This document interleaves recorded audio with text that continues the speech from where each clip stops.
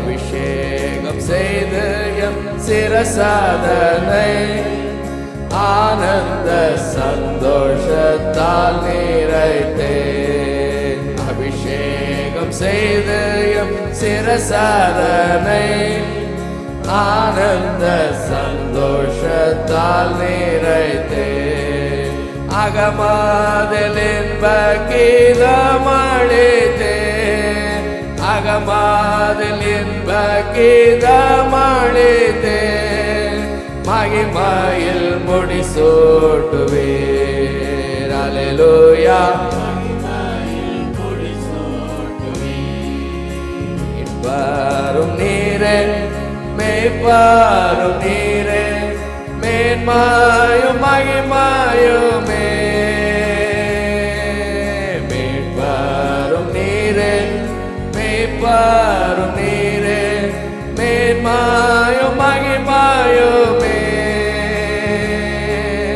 மாறிடானல் இயேசுவே. அல்லேலூயா. மாறிடானல் இயேசுவே. எல்லா கரங்களை உயர்த்தி சோதனை சூழ்கையில் ஜெய கொடியாய் சோர்ந்திடும் உள்ளத்தில் மாபலனாய். சோதனை சூழ்கையில் ஜெய கொடியாய் சோர்ந்திடும் உள்ளத்தில் மாபலனாய். சோதனை சூழ்கையில் ஜெய கொடியாய் சோர்ந்திடும் உள்ளத்தில் மாபலனாய். தனிமாயிலேற்றதோர் தோழனுமாய். தனிமாயிலேற்றதோர் தோழனுமாய். கனிவாய் கரம் பிடித்தே. அல்லேலூயா. கனிவாய் கரம் பிடித்தே. அல்லேலூயா. கனிவாய் கரம் பிடித்தே.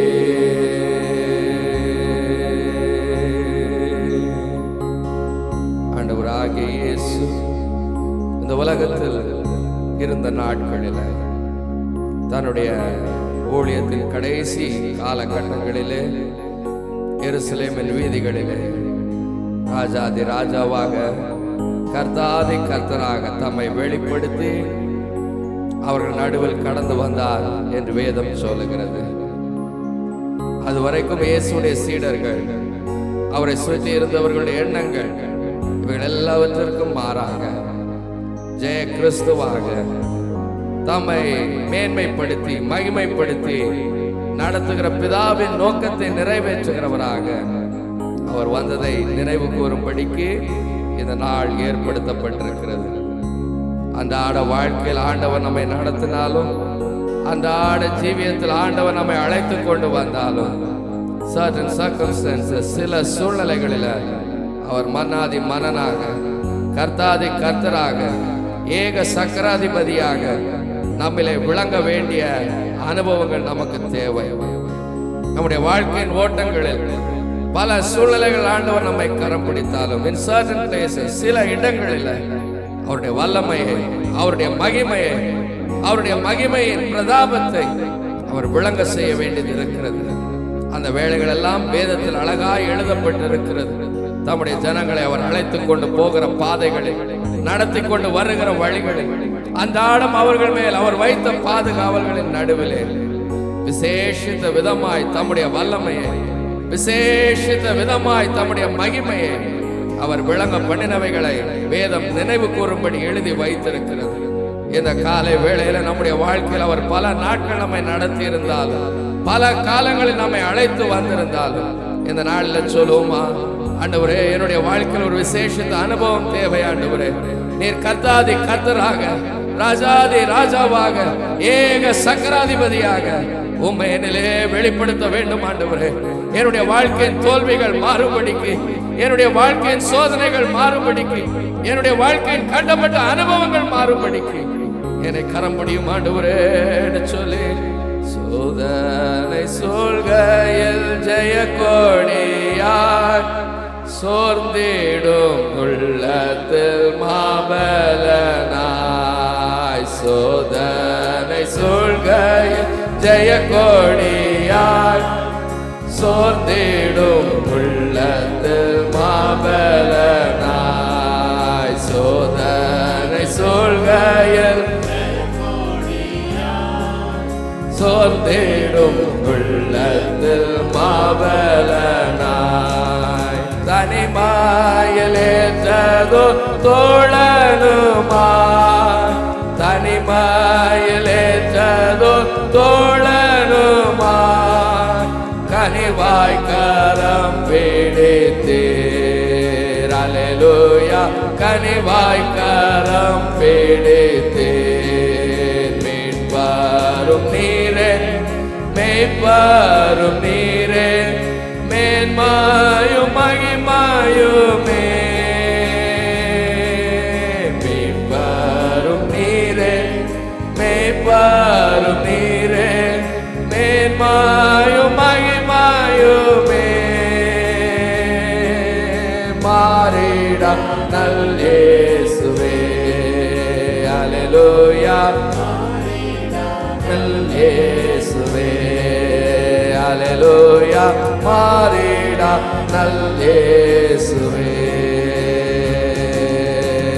எல்லா கரம் உயர்ந்து அல்லேலூயா மாறிட நல் இயேசுவே அல்லேலூயா மாறிட இயேசுவே மீட்பரும் நீரே மேய்ப்பரும் நீரே மீட்பரும் நீரே மேய்ப்பரும் நீரே மேன்மாயும் மகிமாயுமே மீட்பரும் நீரே மேய்ப்பரும் நீரே மேன்மாயும் மகிமாயுமே மாறிட நல் இயேசுவே அல்லேலூயா இயேசுவே ஒரு நாளும் தய கண்டேனையா நாளில் என்னை வெறுத்தேனையா ஒரு நாளும் தய கண்டேனையா நாளில் என்னை வெறுத்தேனையா உங்கள் பெரிதையா என்மேல் உந்தயை பெரிதையா உங்கள் பெரிதையா என்மேல் உந்தயை பெரிதையா உந்தயை பெரிதையா என்மேல் உந்தயை பெரிதையா உந்தயை பெரிதையா என்மேல் உந்தயை பெரிதையா.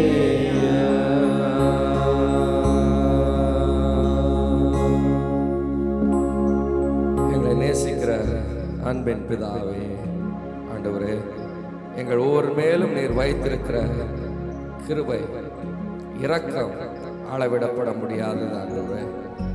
நாங்கள் பாவிகளாய் இருக்கையில் கிறிஸ்து எங்களுக்காக மரித்து தம்முடைய அன்பை எங்களில் விளங்க பண்ணினார் என்று உம்முடைய வாக்குகள் சொல்லுகிறது. இந்த உலகத்தில் நீர் வந்து பல இன்னல்கள் இடர்கள் துயர்கள் நடுவில் வாழ்ந்தாலும் சில வேளைகளில் உம்மை இறை மகனாக வானத்திலிருந்து அனுப்பப்பட்ட அப்பமாக மனிதருக்கு ஆறுதல் உண்டாக்க ஆறுதல் செய்ய வல்லவராக உம்மை வெளிப்படுத்தின தருணங்கள் உண்டாண்டவரே. அவைகளில் ஒன்றான தருணத்தை நாங்கள் நினைக்கிறதான இந்த நாளிலும் கூட எங்கள் ஒவ்வொருவருடைய வாழ்க்கையிலும் நீர் செய்கிற ஆறுதல்கள் பெருகட்டும் ஆண்டவரே. புல்லுக்கு ஒப்பான மனுஷனுக்கு சாக போகிற மனுபுத்திரனுக்கு பயப்படுகிறதற்கும் உன்னை உண்டாக்கின கர்த்தரை மறக்கிறதற்கும் நீ யார் என்று சொல்லி மனுஷனுக்கு அரைக்கோல் விட்டீரே. அப்படியே இந்த காலை வேளையில் உங்களுடைய சமூகத்தில் வந்திருக்கிற ஒவ்வொருவரும் தங்களுடைய வாழ்க்கையின் இன்னல்கள் இடர்களை விட்டு ஆண்டவரே நீர் அருளுகிற மன அமைதி, சமாதானம், பலன் இவைகளை பெற்றவர்களாய் கடந்து செல்ல இந்த காலை வேளையில் உடைய பலத்த சமூகம் ஒவ்வொருவர் மேலும் அசைவாடி கிரியை செய்யட்டும் ஆண்டவரே. ஒவ்வொருடைய வாழ்க்கையில் இருக்கிற சோதனைகள், கண்ணீர்கள், வேதனைகள் நடுவில் நீர் ராஜாதி ராஜாவாக, கர்த்தாதி கர்த்தராக, ஜெயம் தருகிறவராக உம்மை விளங்க பண்ணுவீராக ஆண்டவரே. எங்களுக்காக யாவையும் செய்து முடிக்கும் கர்த்தர் என்று உம்மை வேதம் அழைக்க சொல்லுகிறது. அப்படியே இந்த காலை வேளையில் எங்களுக்காக யாவையும் செய்கிற கரமாக உம்முடைய கரத்தை நாங்கள் நோக்க, உம்முடைய கரத்திலிருந்து நாங்கள் ரட்சிப்படைய உம்முடைய சமூகத்தில் நாங்கள் காத்திருக்கிறோம். மீதியான வேளை முழுவதையும் கர்த்தர் பொறுப்பெடுத்துக் கொள்ளும். எங்களோடு பேசும், இடைப்படும் வல்ல ஆவியானவரை கொண்டல எங்களிலே கிரியைகளை ஆற்றும். இயேசுவின் மூலம் ஜெபம் கேளும் நல்ல பிதாவே, ஆமென், ஆமென். நம்ம எல்லாரும் இந்த காலைவேளை தியானிக்கும்படியாக சகரியாவின் புஸ்தகம் 9ஆம் அதிகாரம் 9வது வசனத்தை யாராவது ஒரு வாசியுங்கள். சகரியா 9ஆம் அதிகாரம் 9வது வசனத்தை யாராவது ஒருவர் வாசியுங்கள். சியோன் குமாரத்தியே மிகவும் களிகூறு, எருசலேம் குமாரத்தியே கம்பீரி, இதோ உன் ராஜா உன்னிடத்தில் வருகிறார், அவர் நீதி உள்ளவரும் ரட்சிக்கிறவரும் தாழ்மை உள்ளவரும் கழுதையின் மேலும் கழுதை குட்டியாகிய மரியின் மேலும் ஏறி வருகிறவருமாய் இருக்கிறார்.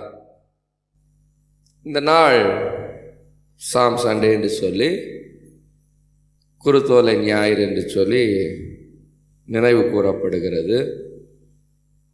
அதில் ஆண்டுடைய சமூகத்தில் ஒவ்வொருவரும் வித்தியாசமான நிலையில் அதை கொண்டாடுகிறார்கள், அதை நினைக்கிறார்கள். ஆனால் வேதத்திலே கவனித்து பார்க்கும் பொழுது உண்மையிலேயே அந்த நாளில் ஆண்டவர் எருசலேமுக்குள்ளாக தம்மை வெளிப்படுத்தி கடந்து வந்ததை பற்றி வேதம் பேசுகிறது. அவர் கடந்து வந்த எல்லா காரியங்களிலும் அன்றைய தினத்தில் அவர் மேல் வைக்கப்பட்ட எதிர்பார்ப்பு, அவர் மேல் வைக்கப்பட்ட அன்பு, அவர் மேல் காண்பிக்கப்பட்ட நோக்கங்கள் சற்று சித்தியாசமாக இருந்தது. அவருடைய புகழை, துதியை பாடினவர்களுக்கு மக்கள் எதிர்ப்பு தெரிவித்த போது, சிலர் எதிராக பேசின போது இப்படி சொன்னார், இவர்கள் கூப்பிடாவிட்டால் இன்றைக்கு இந்த கற்களை என்ன செய்யும், கூப்பிடும் என்று சொன்னார். அப்போ பாருங்கள், ஆண்டவர் உலகத்தில் இருந்த நாட்களில் அநேக இடங்களில் தம்மை பற்றிய கருத்துக்களை சொல்ல வேண்டாம், தாம் செய்த அற்புதங்களை சொல்ல வேண்டாம் என்றே சொன்னார். பிறருக்கு தம்மை விளம்பரப்படுத்த விரும்பலை. ஆனால் அன்றைக்கு வல்லமை மிக்கவராக, மகிமை நிறைந்தவராக அவர் வந்தபோது அவருடைய வாக்கு இவனமாய் சொன்னது, மனிதர்களாக இவர்களை அடைத்து விட்டாலும் இந்த கற்கள் என்ன செய்யும், என்னை நோக்கி கூப்பிடும் என்று சொன்னார். அநேகம் பேர் எண்ணுகிறது எருசலேமில் உள்ள மதில்களுடைய கற்களை குறித்து அப்படி சொன்னார் என்று.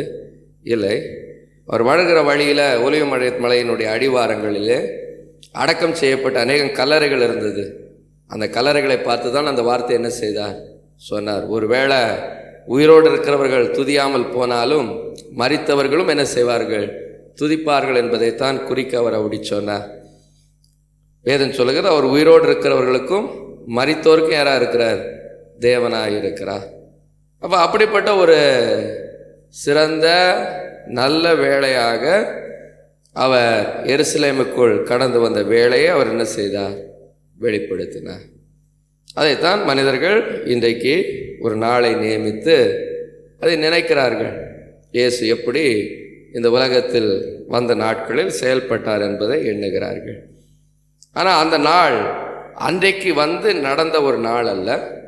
பல நூற்றாண்டுகளுக்கு முன்னதாகவே தீர்க்க தரிசனமாக சொல்லப்பட்டதனுடைய நிறைவேறுதலாகத்தான் அந்த நாள் என்ன செய்தது, நடந்தது.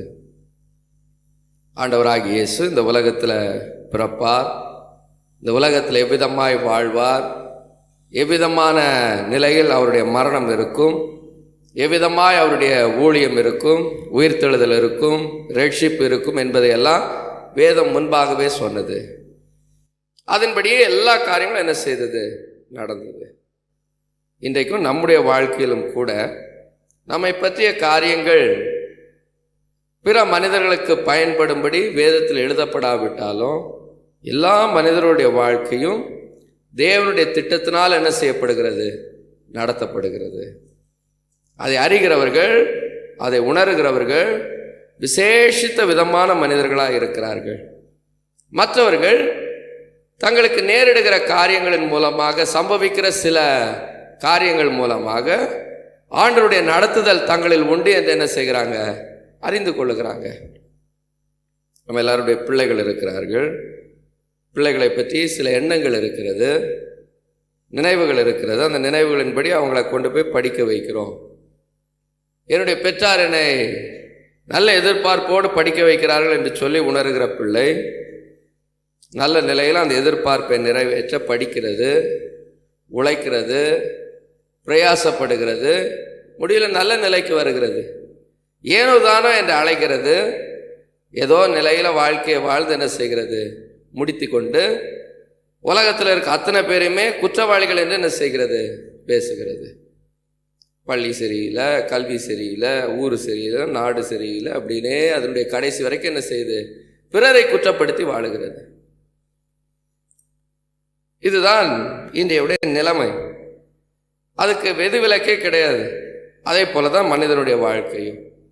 ஆண்டவர் தம்மேல் கொண்ட உயரிய நோக்கத்தை அறிந்தவர்கள் உயர்ந்த நிலையில் வாழ பிரயாசப்படுகிறாங்க. மற்றவங்க ஏனோ தானோ எழுந்து வாழ்ந்து முழு உலகத்தையுமே என்ன செய்கிறாங்க? குற்றப்படுத்துகிறாங்க. குற்றப்படுத்தும் போது தங்களுக்கு மிக அருகில் இருக்கிறதுலேருந்து தொடங்குறாங்க. எது நமக்கு சமயமாக இருக்குதோ, எது நமக்கு நெக்ஸ்ட் ஆஃப் கின் என்று சொல்கிற நிலையில், இல்லாவிட்டால் சமீபமான நிலையில் நெருக்கமானதாக இருக்கிறதோ அதுலேருந்து என்ன செய்கிறாங்க? தொடங்குறாங்க. அப்படியே தொடங்கி சகலத்தையுமே குறை உள்ளது என்று சொல்லி பேசி வாழ்க்கையில் விரக்தியோடு வாழுகிற மக்கள். ஆனால் நாம் அப்படி அல்ல. தேவனுடைய நோக்கத்தை, திட்டத்தை அறிகிறவர்களாய் காணப்படுவோமானால், தேவனுடைய எதிர்பார்ப்புகளை குறித்த அறிவுடையவர்களாய் காணப்படுவோமானால், அந்த உயர்ந்த நோக்கத்துக்குரிய நிலையில் மாறுவதற்கு, உயர்ந்த நிலைக்குரிய நிலையில் நம்முடைய வாழ்க்கை மாறுவதற்கு ஒரு நோக்கம், ஒரு எதிர்பார்ப்பு நம்மள என்ன செய்யும்? இருக்கும். பள்ளிகளில் படிக்கிற பிள்ளைகளில் சில வேளையில் ஆசிரியர்கள் நோக்கம் கொண்டு அவர்களை அரவணைத்து ரொம்ப திறமையானவள் என்று பேசி அவங்களிடத்தில் அன்பு செலுத்தும் போது அநேகம் பிள்ளைகள் மிக சிறப்பாக என்ன செய்கிறாங்க? செயல்படுகிறார்கள். மிக ஞானம் உள்ளவர்களாக காணப்படுறாங்க. அதே நேரத்தில் வெறுத்து ஒதுக்கப்படுகிற பிள்ளைகள் அநேக நேரம் பாதிப்புள்ளவர்களாகத்தான் என்ன செய்கிறாங்க? இருக்கிறாங்க. அதே போல் ஆண்டவரை அறிந்து அவருடைய வார்த்தைகளை அறிகிற அனுபவம் ஒரு தன்னம்பிக்கையும் தைரியத்தையும் மனிதனுக்கு என்ன செய்கிறது? கொடுக்கிறது. இருதயத்தில் ஒரு மிகுந்த மன உறுதி. ஆண்டவரனை நடத்துகிறார், ஆண்டவர் என்னை கரம் பிடிக்கிறார், ஆண்டவர் என்னோடு கூட இருக்கிறார், உலகத்தில் என்ன சூழ்நிலை வந்தாலும் நான் தாண்ட முடியும், எதிர்கொள்ள முடியும், ஜெயிக்க முடியும் என்ற நிலையில் என்ன செய்கிறாங்க? போகிறாங்க. மற்றவங்க எல்லா மனிதர்களைப் போல வாழ்ந்து தங்களுடைய வாழ்க்கையின் ஓட்டத்தை முடித்து வெறுமையாக இந்த உலகத்தை விட்டு என்ன செய்கிறாங்க? கடந்து செல்லுகிறாங்க. நாம் ஒன்றும் கொண்டு வந்ததில்லை, ஒன்றும் கொண்டு போவதும் இல்லை என்று சொன்னாலும் நாம் செய்த கிரியைகளுடைய பலன் நம்மோடு என்ன செய்தான்? வருதான். நிறைய பேர் ஆன்மீக வாழ்க்கையின் துவக்கத்தில், கிறிஸ்தவ வாழ்க்கையின் ஆரம்பத்தில் இப்படி சொல்லுவாங்க, ஒன்றையும் கொண்டு வருகிறதில்லை, ஒன்றையும் கொண்டு போகிறதில்லை. ஆனால் வேதம் ஒன்றை தெளிவாய் சொல்லுகிறது, நம்முடைய கிரியைகளின் பலனை அழிக்க இயேசு என்ன செய்கிறாரா? வருகிறார் என்று. அப்போ நம்முடைய செயல்பாடுகளுக்குரிய பலனும் ஆசீர்வாதமும் செயல்படுகிறவர்களுக்கு என்ன செய்யுது? வைக்கப்பட்டிருக்கு. மற்றவங்களுக்கு இந்த வாழ்க்கை வெறுமையான வாழ்க்கை தான். ஒன்றையும் கொண்டு வந்ததில்லை, ஒன்றையும் கொண்டு போனதில்லை. எனவே தான் இயேசு தம்முடைய சீடர்களுக்கு கற்பிக்கும் போது சொன்னார், அழிந்து போகிற உலக பொருட்கள்னால நண்பர்களை, சிநேகிதர்களை உங்களுக்கு என்ன செய்யுங்க? சம்பாதித்துக் கொள்ளுங்கள். ஏன் அப்படி சொன்னார்? நம்மோடு நெருக்கமாக இருக்க மக்கள், நம்மால் இம்ப்ரெஸ் பண்ணப்படுகிற மக்கள், நம்முடைய செய்கைகளினால தொடப்படுகிற மக்கள் நம்மிடத்தில் ஐக்கியமாக இருப்பாங்க, நம்முடைய செய்கைகளை உற்று கவனிப்பாங்க, நம்மளை பெருமை பாராட்டி நிலையில் பேசுவாங்க, அதை குறித்து ஆழ்ந்த நிலையில் சிந்திப்பாங்க. ஒரு காலகட்டத்தில் நம்மோடு கூட பயணப்படுகிறவர்களாக என்ன செய்வாங்க? மாறிடுவாங்க. இதற்கு நம்முடைய பணத்தை செலவிட்டு செயல்பட வேண்டும் என்று வேதம் சொல்லுகிறது. அது அப்படியே பிற்காலத்தில் சபைகள் எழும்பின பிற்பாடு அந்த போதனை கொஞ்சம் வித்தியாசமாக போயிடுச்சு. அதனுடைய தாக்கத்தை பற்றிய பேச்சு மிக குறைந்து விட்டது. To make an impact in the society, நம்மை சுற்றி இருக்கிற சமுதாயத்தில் நம்முடைய தாக்கம் என்பதை என்ன செய்துட்டாங்க, மறந்துட்டாங்க. ஆனால் இன்றைக்கு சத்துருடைய கிரியைகளை கவனிக்கும் போது சோஷியல் மீடியா போன்றவைகள் எல்லாம் போய் பார்த்தீங்கன்னா இன்ஃப்ளூயன்சர்ஸ் என்று சொல்லி என்ன செய்கிறாங்க, அநேகருக்கு பெயர் சூட்டப்பட்டிருக்கு. அவங்க செய்கிற செயல் பலரை என்ன செய்கிறது, பாதிக்கிறது, பலருடைய எண்ணங்களை திசை திருப்புகிறது. அதனால் சோஷியல் மீடியாவில் அவங்களை என்னன்னு சொல்லுகிறாங்க, இன்ஃப்ளூயன்சர்ஸ் என்று சொல்லுகிறாங்க. ஆனால் இந்த கான்செப்டை இன்றைக்கு உலகம் பேசுகிறது. ஆனால் இயேசு உலகத்தில் இருக்கும்போதே இதை பேசினார். அழிந்து போகிற உலக பொருட்களை செலவிட்டு உங்களை நோக்கி பார்க்கிற நேசிக்கிற சிநேகிதர்களே, நண்பர்களை உங்களை சுற்றி என்ன செய்யுங்க, அமைத்துக் கொள்ளுங்கள் என்று. அதனால் உலகத்தில் தாக்கம் என்று சொல்கிறது எந்த மனுஷனுமே உண்டாக்கலாம். இன்றைக்கு சோஷியல் மீடியா போன்ற காரியங்கள்லாம் போய் பார்த்தீங்கன்னா பைத்திய சேட்டைகள் எல்லாம் தாக்கத்தை என்ன செய்கிறது, உண்டாக்குறது. அப்படியே ஒரு பைத்தியக்கார கும்பல் இந்த உலகத்தில் என்ன செய்கிறது, அலைந்து கொண்டு இருக்கிறது. ஏன்? அந்த தாக்கம் இவர்களுக்குள் என்ன செய்கிறது, இருந்து செயலாற்றுகிறது. ஆனால் ஆன்மீகத்தில் ஆண்டவருடைய மக்கள் என்று சொல்லுகிறவர்கள் ஆன்மீகத்தை பேசிவிட்டு கடந்து செல்கிறார்களே ஒழிய அவங்களால ஒரு தாக்கத்தையும் இந்த உலகத்தில் என்ன செய்ய முடியல, ஏற்படுத்த முடியல. அவங்களுடைய வாழ்க்கை ஒரு வெறுமையான வாழ்க்கை, எம்டி லைஃப். பணம் சம்பாதிக்கிறார்கள், குடும்பங்களை நடத்துகிறார்கள், சில பொருட்களை வாங்குகிறார்கள், இதெல்லாம் அனுபவிச்சுட்டேன்னு சொல்கிறாங்க. நான் இதெல்லாம் வேண்டாம் என்று சொல்லவில்லை, நீங்கள் வாழ்ந்திருக்கக்கூடாது என்று சொல்லவில்லை, நீங்கள் நல்லா இருக்கக்கூடாதுன்னு நான் சொல்லலை. ஆனால் நீங்கள் நல்லா வாழுகிற வாழ்க்கை ஒரு சமுதாயத்தில் தாக்கத்தை ஏற்படுத்தணும் இல்லை? இவங்களை பாருங்க, நல்லா இருக்கிறாங்க, இதை போல் நம்முடைய பிள்ளையை வளர்க்கணும், நம்முடைய குடும்பத்தை நடத்தணும், 4 பேர் என்ன செய்யணும், நினைக்கணும் இல்லை? அந்த அளவுக்கு தாக்கம் உள்ள நிலையில் வாழணும் இல்லை? நம்ம பொருட்களை வாங்குங்க, அனுபவிங்க, பணத்தை செலவிடுங்க, ஆசீர்வாதமாக இருங்க, இதெல்லாம் வேண்டான்னு சொல்லலை. ஆனால் அநேகருடைய வாழ்க்கையை இம்ப்ரெஸ் பண்ணக்கூடிய அளவுக்கு தாக்கம் ஏற்படுத்தி இந்த வழியில் பயணித்தால், இந்த முறையில் நடந்தால், இந்த நிலையில் என்னுடைய வாழ்க்கை காணப்பட்டால் அவர்களைப் போல நான் சிறப்பாக இருக்க முடியும் என்ற எண்ணம் என்ன செய்யணும், வரணும். நம்ம பார்க்குறவங்க இன்னும் முட்டாள்களாக என்ன செய்யக்கூடாது, மாறக்கூடாது. நாம் பார்க்குறவங்க பல நிலையில் மனநலம் பாதிக்கப்பட்டவங்களை போல என்ன செய்யக்கூடாது, இருக்கக்கூடாது. பெந்தேகோஸ்தே சமூகம் இன்றைக்கு அதை நோக்கி பயணப்படுகிறது. எதெல்லாம் மூட நம்பிக்கையாக இருந்ததோ, எதெல்லாம் முட்டாள்தனமான எண்ணங்களாக இருக்கிறதோ அதெல்லாம் இன்றைக்கு அவங்களும் பேசுகிறாங்க. மறைமுகமாக பல நிலையில் ஆன்மீகம் என்ற பேரில் அதெல்லாம் என்ன செய்கிறாங்க, உள்ளே நுழைக்கிறாங்க. அப்படியெல்லாம் இல்லை. கிறிஸ்துவுக்காக வாழுகிற வாழ்க்கை என்கிறது மிகுந்த பலனோடு, தைரியத்தோடு, நம்பிக்கையோடு, தாக்கத்தை ஏற்படுத்தக்கூடிய நிலையில் என்ன செய்கிறது, வாழுகிற வாழ்க்கை. ஸ்பிரிச்சுவல் லைஃப் என்று சொல்லுகிறது உள்ள மறைந்திருக்கிறது இல்லை, வெளியில உண்டாக்குற தாக்கம். நம்ம வாழுகிற வாழ்க்கை, நடக்கிற நடத்தை, போகிற இடங்களில் நம்ம பார்க்கிற மனிதர்கள் இந்த நிலையில் நான் இருக்கணுன்ற எதிர்பார்ப்பு என்ன செய்யணும், இருக்கணும். அப்படிப்பட்ட தாக்கத்தை எல்லா மக்களுக்கும், சமுதாயத்தினுடைய எல்லா தட்டு மக்களுக்கும் ஏற்படுத்தக்கூடிய அளவுக்கு நம்முடைய வாழ்க்கை, நம்முடைய நடத்தை என்ன செய்யணும், இருக்கணும். அதுக்கு 2 காரியங்களை வேதம் முக்கியப்படுத்துகிறது. பாவத்தை வெறுத்து ஆண்டவருக்கு பிரியமானதை என்ன செய்யணுமா, செய்யணுமா. ஏன் பாவத்தை வெறுக்கணும்னு சொன்னா, பாவம் ஒரு பக்கம் தாக்கத்தை உண்டாக்குகிறது. மனிதர்களுடைய எண்ணங்களை, நடத்தைகளில் பாவத்தினுடைய தாக்கம் என்ன செய்கிறது, இருக்கிறது. அதை கவுண்டராக்ட் பண்ணக்கூடிய அளவுக்கு, அதை எதிர்த்து நிற்கக்கூடிய அளவுக்கு நம்முடைய ஆக்ஷன் என்ன செய்யணும், இருக்கணும். இன்றைக்கு அநேக நிலையில கிறிஸ்தவ சமுதாயம் ஓலமிடுகிற கூட்டமாய் மாற்றப்பட்டு கொண்டு இருக்கிறது. எல்லாரும் அழுது ஜெபிங்க, கண்ணீர் விட்டு ஜெபிங்க, எல்லாம் சரியா போயிடும். அப்படியெல்லாம் இல்லை. எதற்கு கண்ணீர் விடணும், ஏன் அழுது ஜெபிக்கணும் என்று கேட்டால் அது காரணம் இருக்கிறது. when something is becoming an emotional affair for us, நம்முடைய வாழ்க்கைக்கு உணர்வு சம்பந்தமான ஒரு காரியம் என்று சொன்னால் அது எமோஷனலான திங்க என்ன செய்யணும், இருக்கணும். இந்த உலகத்தில் என்னுடைய வாழ்க்கை, என்னுடைய நடத்தை ஒரு தாக்கத்தை ஏற்படுத்தணும்னா அது எமோஷனலான ஒரு காரியமாக என்ன செய்யணும், இருக்கணும். அதற்கு தான் அழுது ஜெபிக்கும்படிக்கு அந்த காரியம் நம்முடைய உணர்வோடு ஒத்து போகிறதா இருக்கிறதுக்காக அழுது கண்ணீர் விட்டு ஜெபிங்கன்னு சொன்னாரு. புலம்புறதற்கும் ஓலம் இடுகிறதற்கும் கண்ணீர் விட என்ன செய்யல இயேசு சொல்லல.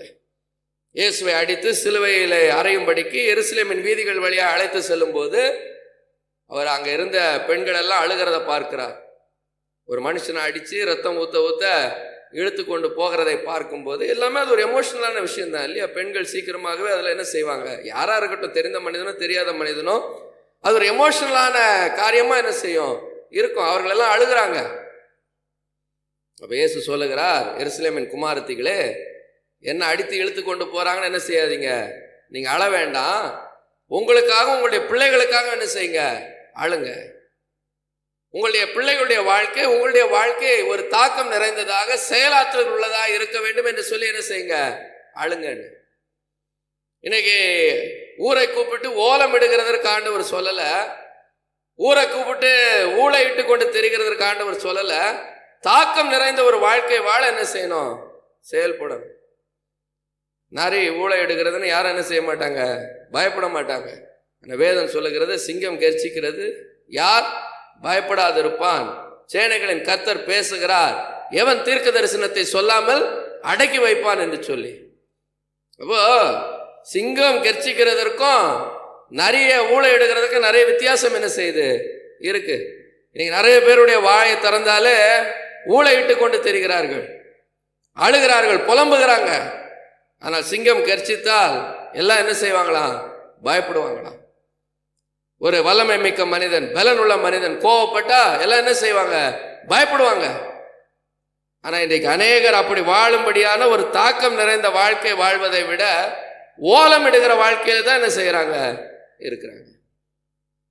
அப்படி ஓலம் எடுத்துட்டு அழுகிறதற்கு இயேசு சொல்லல.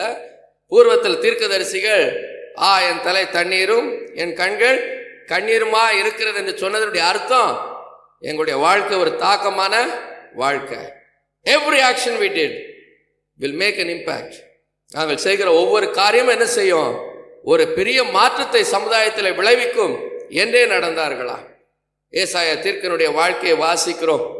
அவன் அந்த பட்டணத்தை நிர்வாணியே ஒரு நாள்ல நடந்தானா. மக்கள் எல்லாம் பார்க்குறாங்க, என்னன்னு கேட்குறாங்க. அவன் நடக்கிறது போற வெறுங்காலோடும் நிர்வாணிகளுமா இந்த பட்டணத்தை விட்டு என்ன செய்வீங்க, ஓடி போவீங்க. மக்களுக்குள்ள அது தாக்கம். அவர்கள் செய்த செயல்கள், அவருடைய கண்ணீர், அவருடைய வெறுமை, அவருடைய செயல்பாடுகள் மக்கள் நடுவில் ஒரு பயத்தை உண்டாக்குச்சு, தாக்கத்தை உண்டாக்குச்சு. ஆனால் இன்றைக்கு கிறிஸ்தவருடைய காரியங்கள் எல்லாம் பார்த்தா அது வேற மாதிரி என்ன செய்யுது, போயிட்டே இருக்கு. வாய்களை திறந்து வல்லமையோடு பேச முடியல, பலனோடு செயல்பட முடியல. எதுக்கு எடுத்தாலும் நாங்கள் எமோஷனலான மக்கள் என்று என்ன செய்கிறாங்க, காண்பிக்க விரும்புகிறாங்க. ஆண்டவர் அதை ஒரு நாள் என்ன செய்யல, ஏற்றுக்கொள்ளலை. இயேசுடைய சீடர்களில் ஒருவன் அவரை காட்டி கொடுத்து விழுந்து போனான். மித்த 11 பேர் இருந்தாங்க. இந்த 11 பேர்ல ஒரே ஒருத்தன் தான் இயேசுவை பிடிக்கும் போது பட்டயத்தை கையில் எடுத்துட்டு போய் நின்றான். யார் நின்றது, பேதுரு. சாத்தான் அவனை தான் ரொம்ப சோதித்தான். அவன் தான் முதல்ல மறுதலித்தான். இயேசுவே சொன்னார், சுளக்கினால் உன்னை புடைக்கிறது போல சாத்தான் உன்னை புடைக்கிறதுக்கு உத்தரவு கேட்டிருக்கான். ஆனால் அந்த பேதுரு அன்றைக்கு புடைக்கப்பட்டாலும் வேதனைப்பட்டாலும் நெருக்கப்பட்டாலும் ஒரு நாள் எழும்பி நின்று பேசினார். அந்த நாடும் மக்களும் என்ன செய்தாங்க, அதிர்ந்தார்கள், செவி கொடுத்தாங்க.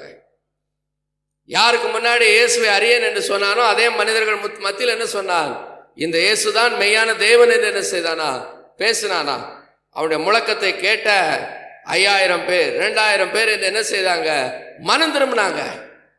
என்ன காரணம், அவனுடைய கெர்ச்சிப்பு. எனவேதான் வேதம் சொல்லுகிறது, நீதிமான் சிங்கத்தை போல எப்படி இருக்கிறானா, தைரியமா இருக்கிறானா. இஸ்ரவேல் மக்களை பற்றி பிலேயாம் எழுதும் போது எழுதுகிறான், சிங்கத்தை போலும் கிள சிங்கத்தை போலும் மடங்கி படுத்திருக்கிறான், அவனை எழுப்பத்தக்கவன் யார், காண்டாம் இருக்கத்துக்கு ஒத்த பலன் அவர்களுக்குள் என்ன செய்கிறது, இருக்கிறது. அவனுடைய மக்களாக நமக்கு தெரியணும், நான் ஒரு காரியத்தை பற்றி துக்கம் கொண்டாடினாலும் மகிழ்ச்சி கொண்டாடினாலும் அது உலகத்தில் ஒரு பெரிய தாக்கத்தை என்ன செய்யணும், ஏற்படுத்துகிற அளவுக்கு இருக்கணும். அந்த நிலையில வாழ்வதுதான் கிறிஸ்தவ வாழ்க்கையினுடைய அத்தாட்சி. அதுதான் கிறிஸ்தவ வாழ்க்கையினுடைய அடிப்படை. அதற்கு தான் பாவத்தை எல்லாம் மன்னித்து ரட்சிப்பு என்ன செய்திருக்கிறாரு, கொடுத்திருக்கிறார். வாழ்க்கையில செய்த தவறுகள் எல்லாம் இயேசு எனக்கு மன்னித்தாருன்னு சொன்னா தைரியத்தோட தலை நிமிர்ந்து பலத்தோட எவனையும் பார்த்து பேசுவதற்கான வலிமை என்ன செய்யணும்? இருக்கணும். வால வயதின் குமாரர் நம்முடைய அம்பரா துணிகளில் இருக்கிற அம்புகளைப் போல என்ன செய்கிறார்களாம்? இருக்கிறார்களாம். அவர்களால் தன்னுடைய அம்பரா துணியை நிரப்புகிற மனுஷனை பாக்கியவான் என்று சொல்ல. அடுத்த வேதம் சொல்லுகிறது, தங்களுடைய சத்துருக்களோடு வெட்கப்படாமல் ஒலிமுக வாசலில் என்ன செய்ய வேண்டுமா? பேச வேண்டுமா? அதனால்தான் எழுந்து வருகிற ஊழியர்களுக்கு பவுல் ஆலோசனை சொல்லும்போது இப்படி சொல்லுகிறார், நீ வெட்கப்படாத ஊழியனா என்ன செய் இருன்னு. வாழ்க்கையில பாவம் செய்கிறவனுக்குள்ள வெட்கம் இருக்கும். பாவம் செய்யாதவன் எதற்கு என்ன செய்ய மாட்டான்? பின்னடைய வேண்டியதில்லை. வாலிப வயசுன்னு சொல்லுகிறது, வாலிப காலம் என்று சொல்லுகிறது. பாவம் செய்கிறவங்கள வெட்கப்பட்டு அலைகிறது காலம். ஒழுங்கற்று வாழுகிறவங்களுக்கெல்லாம் வாழ்க்கை முழுவதும் வெட்கம். ஆனா அந்த வெட்கப்படாதபடி வாழ்க்கையில கற்றுக்கொள்ள வேண்டியவர்களை கற்றுக்கொண்டு அடைய வேண்டிய இலக்குகளை நோக்கி பயணப்படுகிறவன் எங்கே போய் நின்றாலும் தைரியத்தோடு தலை நிமிர்ந்து என்ன செய்ய முடியும்? பேச முடியும். மற்றவெல்லாம் சுற்றி சுற்றி தான் என்ன செய்யணும்? வரணும். அதனால வேதம் சொல்லுகிறது, அவர்கள் ஒலிமுக வாசல் எப்படி பேசுவாங்களாம்? சத்துருக்களோடு வெட்கப்படாமல் சத்துருக்களோடு என்ன செய்வாங்களாம்? பேசுவாங்களாம். இன்னும் வேதம் சொல்ல, அவர்கள் அவரை நோக்கி பார்த்து பிரகாசம் அடைந்தார்கள், அவருடைய முகங்கள் வெட்கப்படவில்லை. வாலிபன் தன்னுடைய வலியை எதனால் சுத்தம் பண்ணுவான்? உம்முடைய திருவசனத்தின்படி தன்னை காத்து நடக்கிறதுனால. இவைகளெல்லாம் வேதம் ரொம்ப தெளிவா பேசுகிறது. இதெல்லாம் ஒரு ஆன்மீக வாழ்க்கைக்கு என்று பேசவில்லை, ஆன்மீக அனுபவத்திற்கு என்று பேசவில்லை. ரட்சிப்பின் திட்டமாய் வேதம் என்ன செய்கிறது? பேசுகிறது. அதை விளங்க பண்ணுவதற்கு தான், அதை தெரியப்படுத்துவதற்கு தான் இயேசு ஒரு நாளில் ராஜாதி ராஜாவாக கர்த்தாதி கர்த்தராக எங்க போனாரு? எருசலேமுடைய வீதிகளில் நடந்து காட்டினார்.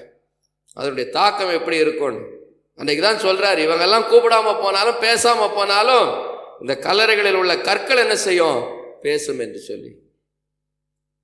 அதனால நம்முடைய வாழ்க்கையில தெரியணும், நம்முடைய வாழ்க்கை ஆண்டவருக்கு பிரியமான வாழ்க்கையாக, ஆண்டவருக்கு ஏற்புடைய வாழ்க்கையா இருக்குன்னு சொன்னா it will make an impact. நம்மை சுற்றி இருக்கிறவங்களும் என்ன செய்யும்? தாக்கத்தை, நல்ல தாக்கத்தை, பலமான தாக்கத்தை என்ன செய்யும்? ஏற்படுத்தும். மற்றவங்க வாழ்க்கையில அவங்க செயல்பாடுகள் நிறைய பேரை பாதிக்குமே ஒழிய தாக்கத்தை என்ன செய்யாது?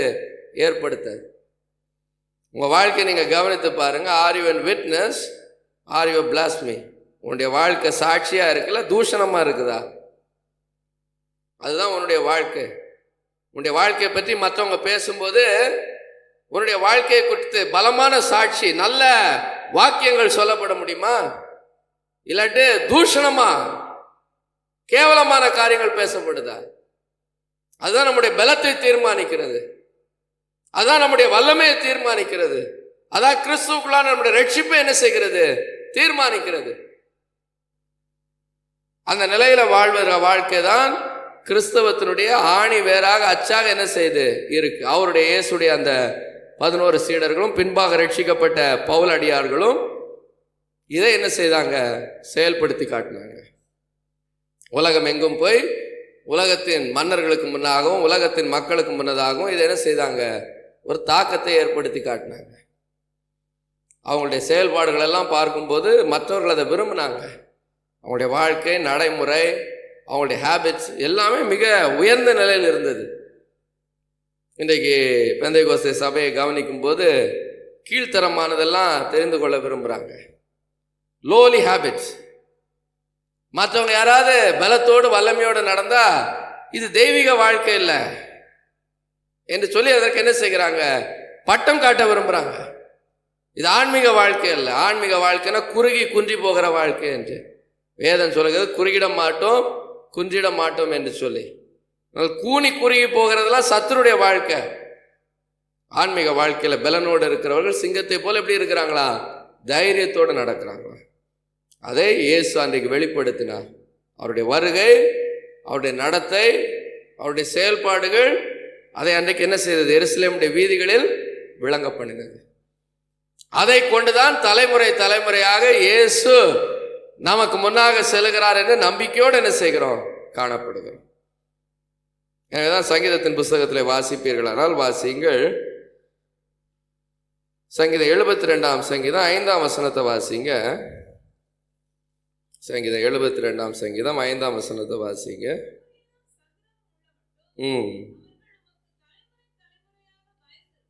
சூரியனும் சந்திரனும் உள்ள மட்டும் அவர்கள் உமக்கு தலைமுறை தலைமுறையாக என்ன செய்திருப்பார்கள்? பயந்து இருப்பார்கள். ஆண்டுடைய பிள்ளைகள் பயப்படுகிற ஒரு இடம் இருக்கிறது. There is a place that is kept for us where we should really fear. உண்மையிலே பயப்பட வேண்டிய ஒரு இடம் என்ன செய்கிறது? இருக்கிறது. எங்கேயா? கர்த்தருக்கு பயப்படுதல் ஞானத்தின் ஆரம்பம். ஆண்டவருக்கு பயப்படுகிற பயம்.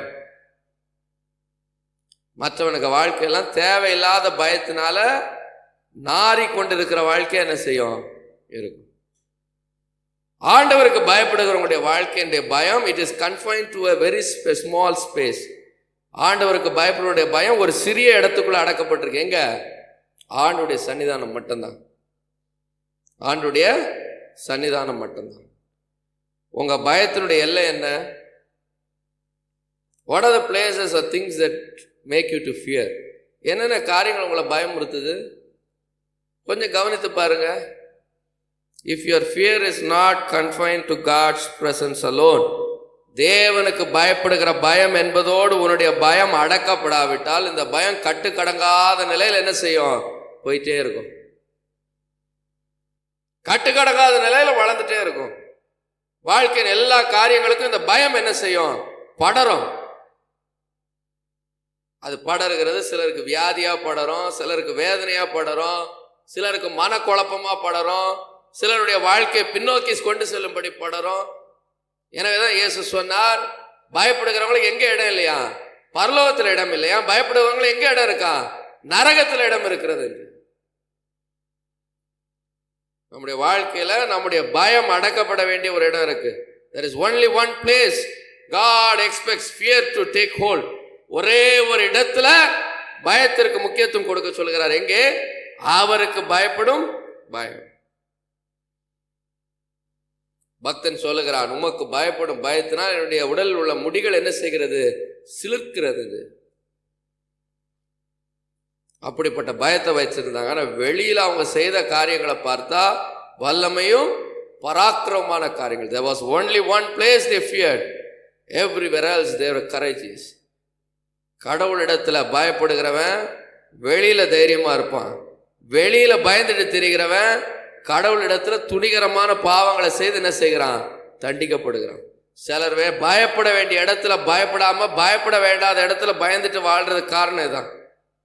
பயப்பட வேண்டிய இடம் ஒன்றே ஒன்றுதான். என்னது? God's presence. தேவ சமூகம் மாத்திரமே பயத்திற்குரிய இடம். மற்ற இடங்கள் எல்லாம் நம்ம செயலாற்றுவதற்கும் கிரியை செய்வதற்குமான இடங்கள். மனுஷனுக்கு பயப்படும் பயம் எதை கொண்டு வருமா? கண்ணிகளை கொண்டு வருமா? வேற ஒன்றும் தேவையில்லை. ஆண்டுடைய சமூகத்திலிருந்து பயத்தை மாற்றி மனுஷர்களுக்கு மேல வைத்தா போதும். மற்றவங்க என்ன சொல்லுவாங்க, என்ன பேசுவாங்க, என்ன செய்வாங்க, என்ன நடத்துவாங்க, இதுதான் இன்னைக்கு அநேகருடைய எண்ணம். இன்னைக்கு அநேகர் மற்றவர்களை பயன்படுத்தி தான் மற்றவர்களை பயமுறுத்த என்ன செய்கிறாங்க? விரும்புகிறாங்க. ஆண்டுடைய பிள்ளைகளாக நமக்கு தெரியணும், அவருக்கு பயப்படும் பயம் இருக்கலாம். God interferes. தேவன் தலையிட்டால் அதை பற்றி பயம் இருக்கலாம். மற்ற எதை பற்றி நம்ம பயம் கொள்ள வேண்டிய அவசியம் இல்லை.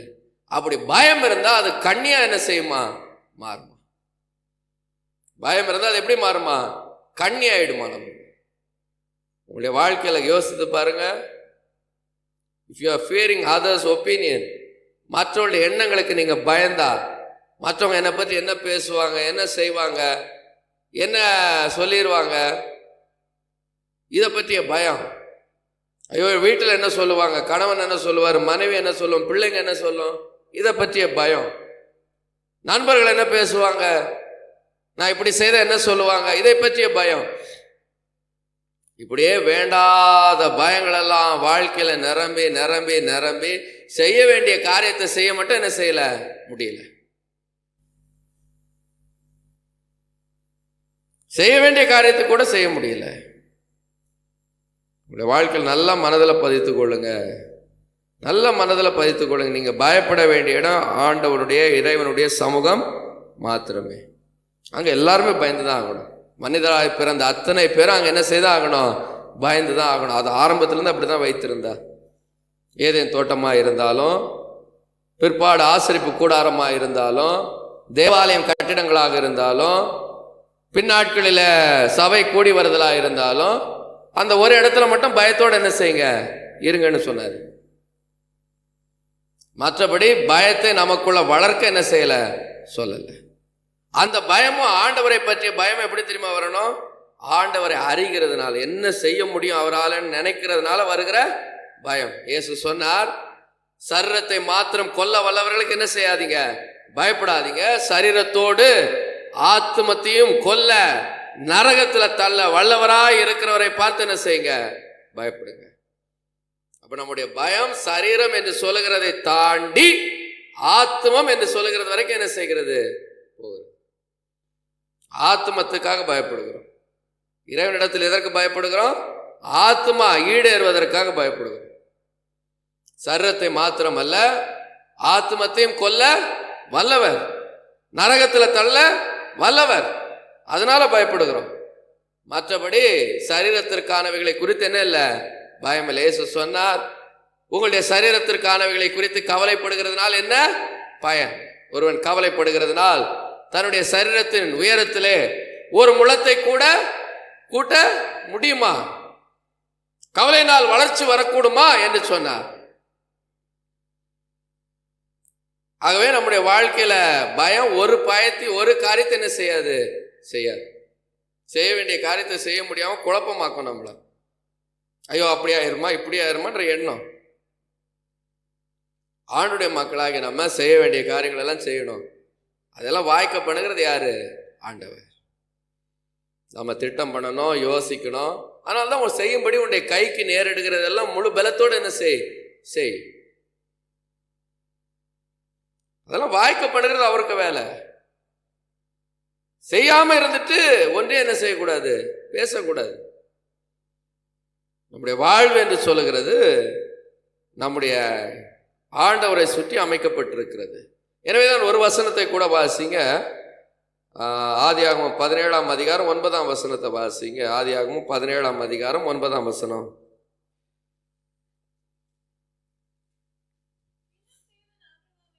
பின்னும் தேவன் ஆபிரகாமை நோக்கி, இப்பொழுது நீயும் உனக்கு பின் தலைமுறை தலைமுறையாக வரும் உன் சந்ததியும் என் உடன்படிக்கையை கைக்கொள்ளுங்கள். நீயும் உனக்கு பின் தலைமுறை தலைமுறையாய் வரும் சந்ததியும் என் உடன்படிக்கையை என்ன செய்யுங்கள், கீப் மை கமாண்ட்மெண்ட்ஸ். நான் உன்னோடு செய்திருக்கிற உடன்பாடு, அதை என்ன செய்யுங்க, கைக்கொள்ளுங்க.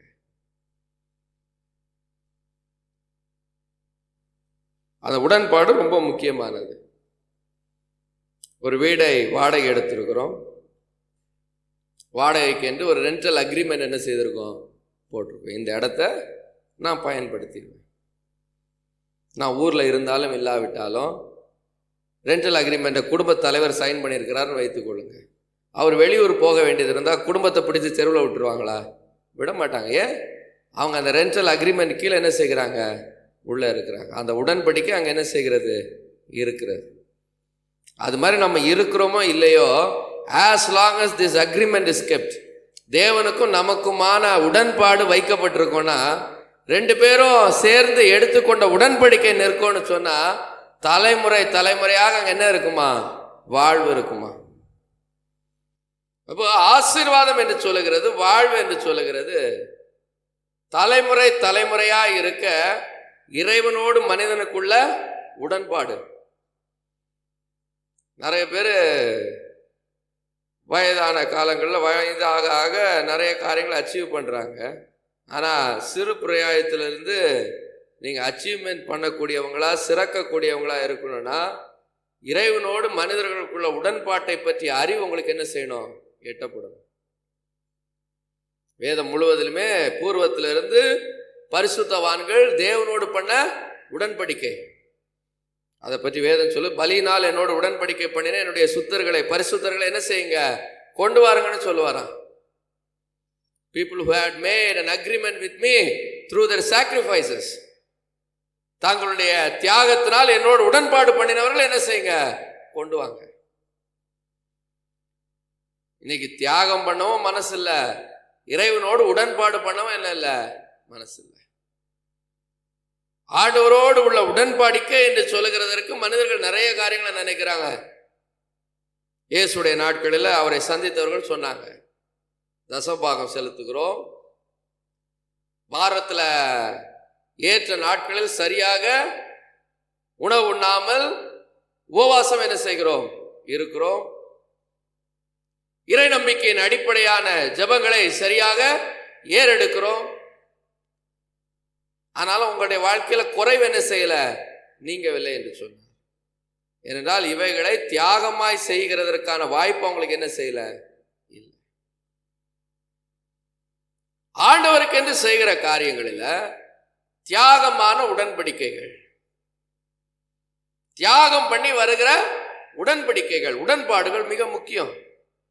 எல்லாரும் உலக பிரகாரமா வாழ்றான், எனக்கு அது வேண்டாம், நான் வித்தியாசமா நடக்கணும்னு தீர்மானம் பண்ணுகிறது தியாகத்தின் அடிப்படையில் வருகிற உடன்பாடு. எல்லாரும் ஒரு விதமா, உலக மனிதர்கள் எல்லாம் ஒரு விதமான நிலையில உடை உடுக்கிறார்கள், வாழ்க்கை நடைமுறைகள் அமைக்கிறார்கள். இந்த நடைமுறையெல்லாம் எனக்கு வேண்டாம், இறைவனுடைய விருப்பத்தின்படியான ஒரு தியாகத்தின் அடிப்படையிலான ஒரு நடைமுறை என்ன செய்கிறேன், வைத்துக் கொள்ளுகிறேன். இதை எந்த மனுஷனும் எந்த காரியத்திலும் பண்ணலாம். வேலை செய்கிற இடத்துல நான் 3 மணி நேரம் ஜெபம் பண்ணுவேன், 3 வேளையும் ஜெபம் பண்ணுவேன். இன்றைக்கு ஒரு நாள் உழைக்கிற கூலியை ஆண்டவருக்கு என்று நேர்ந்து கொள்ளுகிறேன்.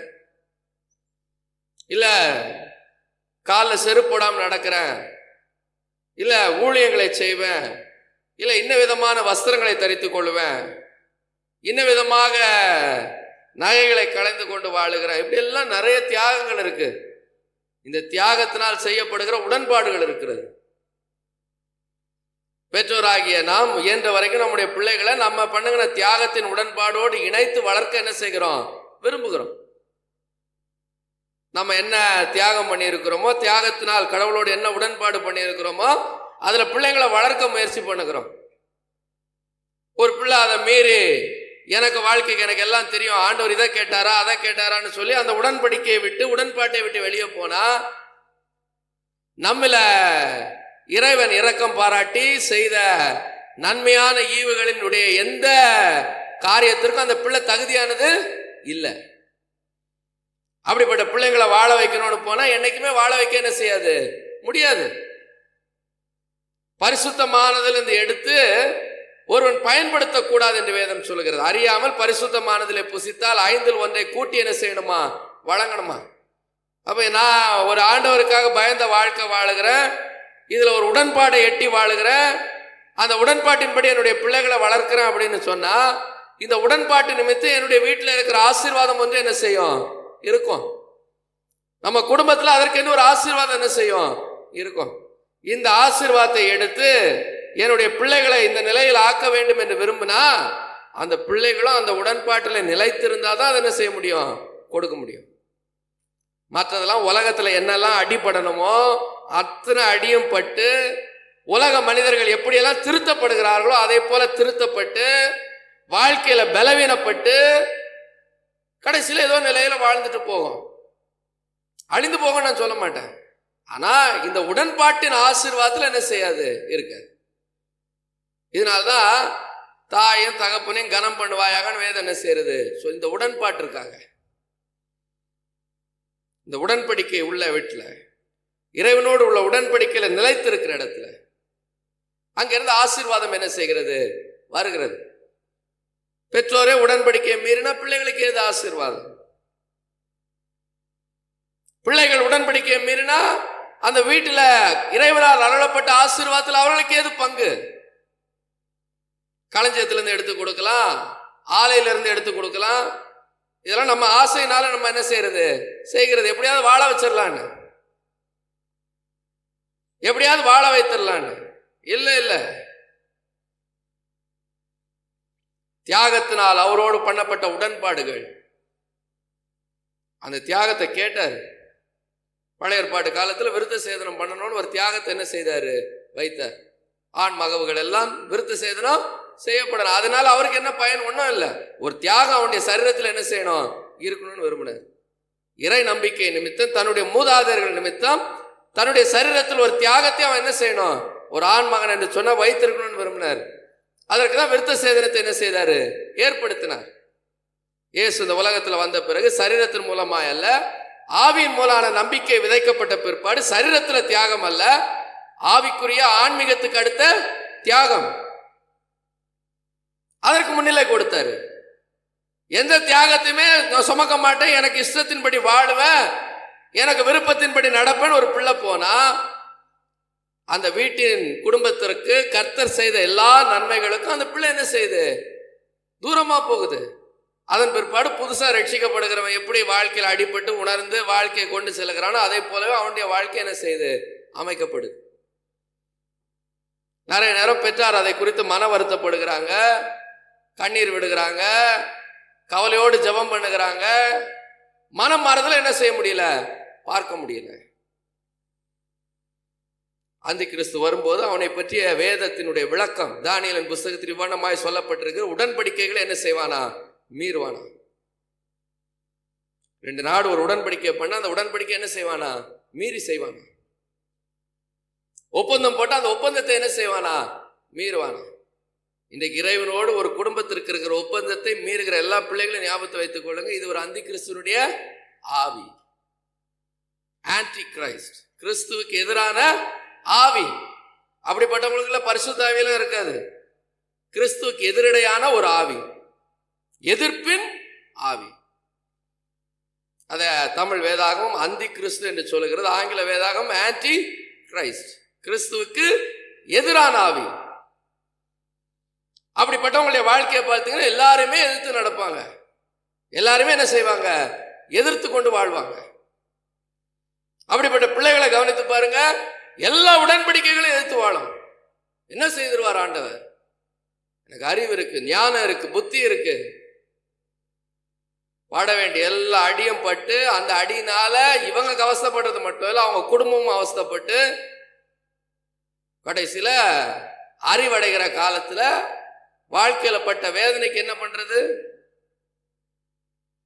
வாழ்க்கையில பட்ட வேதனைக்கு என்ன பரிகாரம் பண்ணுகிறது, எஞ்சி உள்ள நாட்களை இரக்கத்தின் நாட்களாக, ஈவின் நாட்களாக என்ன செய்வாங்க, வாழ்ந்துட்டு போறாங்க. அடங்கி அவரை சேவித்தால் எஞ்சுகிற நாட்களை எப்படி கொண்டு போவாங்களா, செல்வ வாழ்வாக. மிஞ்சி இருக்கிற மிச்சம் இருக்கிற அந்த கொஞ்ச காலத்தை எப்படி வாழ்வாங்களா, செம்மையான ஆசீர்வாதமான மகிழ்ச்சியான வாழ்வாக கொண்டு செல்வாங்க. இன்னைக்கு அநேகம் பேர் வாழ வேண்டிய காலத்துல எல்லாம் இப்படி அடிபட்டுட்டு கடைசியில எஞ்சி இருக்கும் நாட்களை எப்படி வாழ்றாங்க, செல்வ வாழ்வாங்க. அதுக்கு ஆரம்பத்துல இருந்து எப்படி வாழ்ந்தா, ஆரம்பத்துல இருந்து எப்படி நடந்தா, ஆரம்பத்துல இருந்தே எப்படி போனா எவ்வளவு ஆசீர்வாதம், எவ்வளவு வாழ்வு, அந்தந்த குடும்பத்தில் இருக்க வேண்டிய எவ்வளவு மகிழ்ச்சி, எவ்வளவு போராட்டங்களை மேற்கொண்டு கொண்டு நடக்கிற அனுபவம், சமாதானம், நிறைவு, இது எல்லாத்தையுமே என்ன செய்கிறாங்க, இழந்து வாழுகிறாங்க. ஆண்டவர் ஆபிரகாமை பார்த்து சொல்லுகிறார், உன்னுடைய பின்னடியருக்கு இந்த உடன்பாட்டை என்ன செய், தெரியப்படுத்து. இந்த தியாகத்தின் உடன்படிக்கை என்ன செய், தெரியப்படுத்து. நீ ஆசீர்வாதமா இருப்பாய், பூமியில் உள்ள வம்சங்கள் எல்லாம் உனக்குள் ஆசீர்வதிக்கப்படும். இதெல்லாம் வருஷம் ஒவ்வொரு பிள்ளைக்கும் போய் சொன்னாரா, இல்ல. அந்த தியாகத்தின் உடன்பாட்டை கை கொண்ட யாவருக்கும் அது உடன்பாடு ஆட்டோமேட்டிக்கா என்ன செய்தது, வந்தது. புதிய ஏற்பாட்டு சபைக்கு சொல்லும் போது ஆபிரகாமின் வழி வந்த ஆசீர்வாதம் புறஜாதி மக்களாகிய நமக்கு ஆண்டவராகிய இயேசு கிறிஸ்துவின் மூலமா அவருடைய வழிகோலாக என்ன செய்கிறது, வருகிறது என்று வேதம் சொல்லுகிறது. எனவே அவரை நம்புகிற அத்தனை பேரும் அவருடைய பிள்ளைகளாகும்படிக்கு என்ன செய்கிறாராம், அதிகாரம் கொடுக்கிறாராம். அப்ப ஆண்டவருடைய பிள்ளைகளாக நமக்கு தெரியணும், ஆண்டவருடைய ஜனங்களாக நமக்கு தெரியணும். ஆபிரகாம் இடத்தில் உள்ள ஆசீர்வாதம் நம்ம இடத்துல வருவதற்கு தியாகமான உடன்படிக்கை நடுவில் என்ன செய்யணும், இருக்கணும்.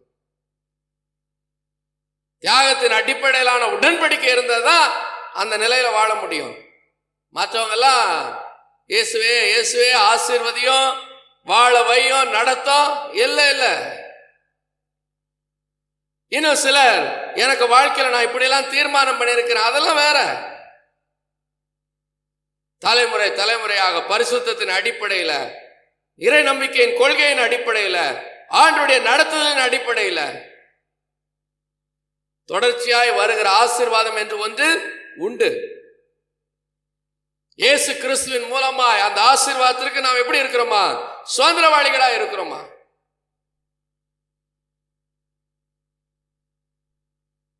அதை சுதந்திரமா அடைகிறபடிக்கு தியாகத்தின் அடிப்படையிலான உடன்பாடு.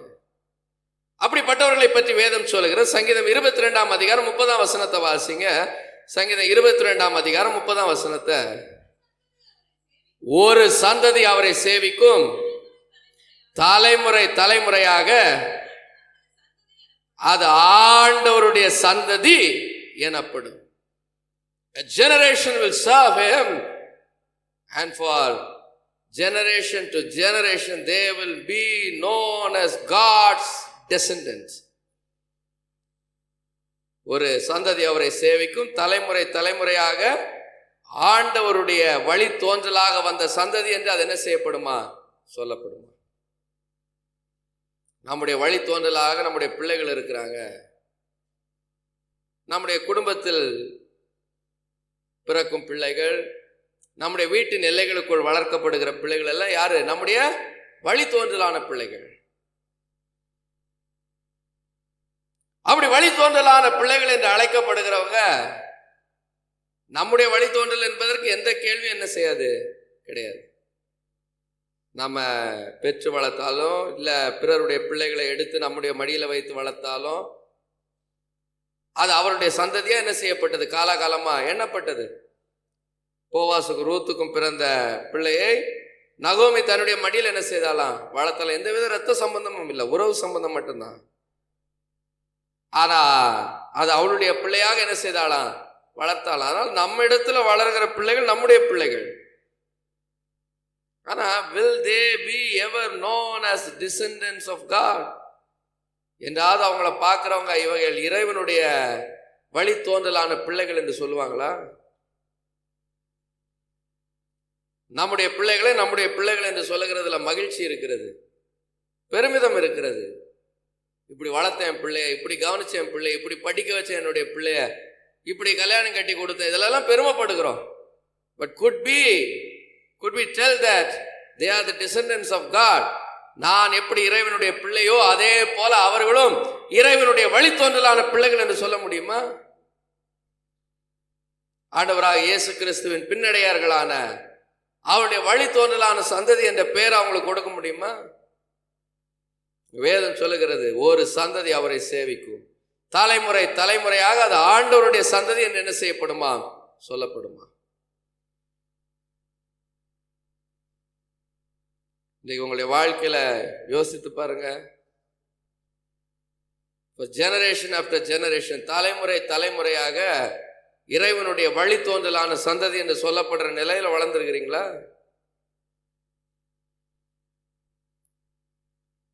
நம்முடைய தாய் தகப்பன்மார் நம்மை வளர்த்திருக்கலாம், அவருடைய வழி தோன்றலானவர்கள் என்பதற்கு நம்முடைய இரத்த சாட்சி இருக்கலாம், இல்லை நம்முடைய வளர்ப்பு சாட்சியா இருக்கலாம். ஆனா இறைவனுடைய சந்ததி என்று சொல்வதற்கு இதெல்லாம் என்னதில்லை, அடிக்கோலியாக இருக்கிறது இல்லை. இறைவனோடு மனிதனுக்கு இருக்கிற உடன்பாடு, தியாகத்தின் உடன்பாடு. அந்த தியாகத்தின் உடன்பாடு இல்லாத பிள்ளைகள் எல்லாம் இறைவனுடைய வழி தோன்றலான பிள்ளைகளை என்ன செய்ய முடியாது? சொல்ல முடியாது. இன்னைக்கு உலகத்துல பல சந்ததிகள் ஆண்டவரை சேவிக்கிறது. அவங்க சொல்லுகிறார் ஒரு சந்ததி அவரை சேவிக்கும், தலைமுறையாக தலைமுறையாக அது ஆண்டவருடைய சந்ததி என்று என்ன செய்யப்படுமா? சொல்லப்படுமா? உங்களுடைய வாழ்க்கையில் கொஞ்சம் சிந்தனை செய்து பாருங்க. இறைவனுடைய பின்னடியவரான சந்ததி என்று உங்களை சொல்ல முடியுமா? உங்கள் பெற்றார் வளர்த்த தியாகத்தின் அடிப்படையில், பெற்றார் கொண்டு வந்த இறைவனோடு உள்ள உடன்படிக்கையின் அடிப்படையில் வளர்கிற பிள்ளைகள் எல்லாருமே இறைவனுடைய பின்னடியவரான சந்ததி.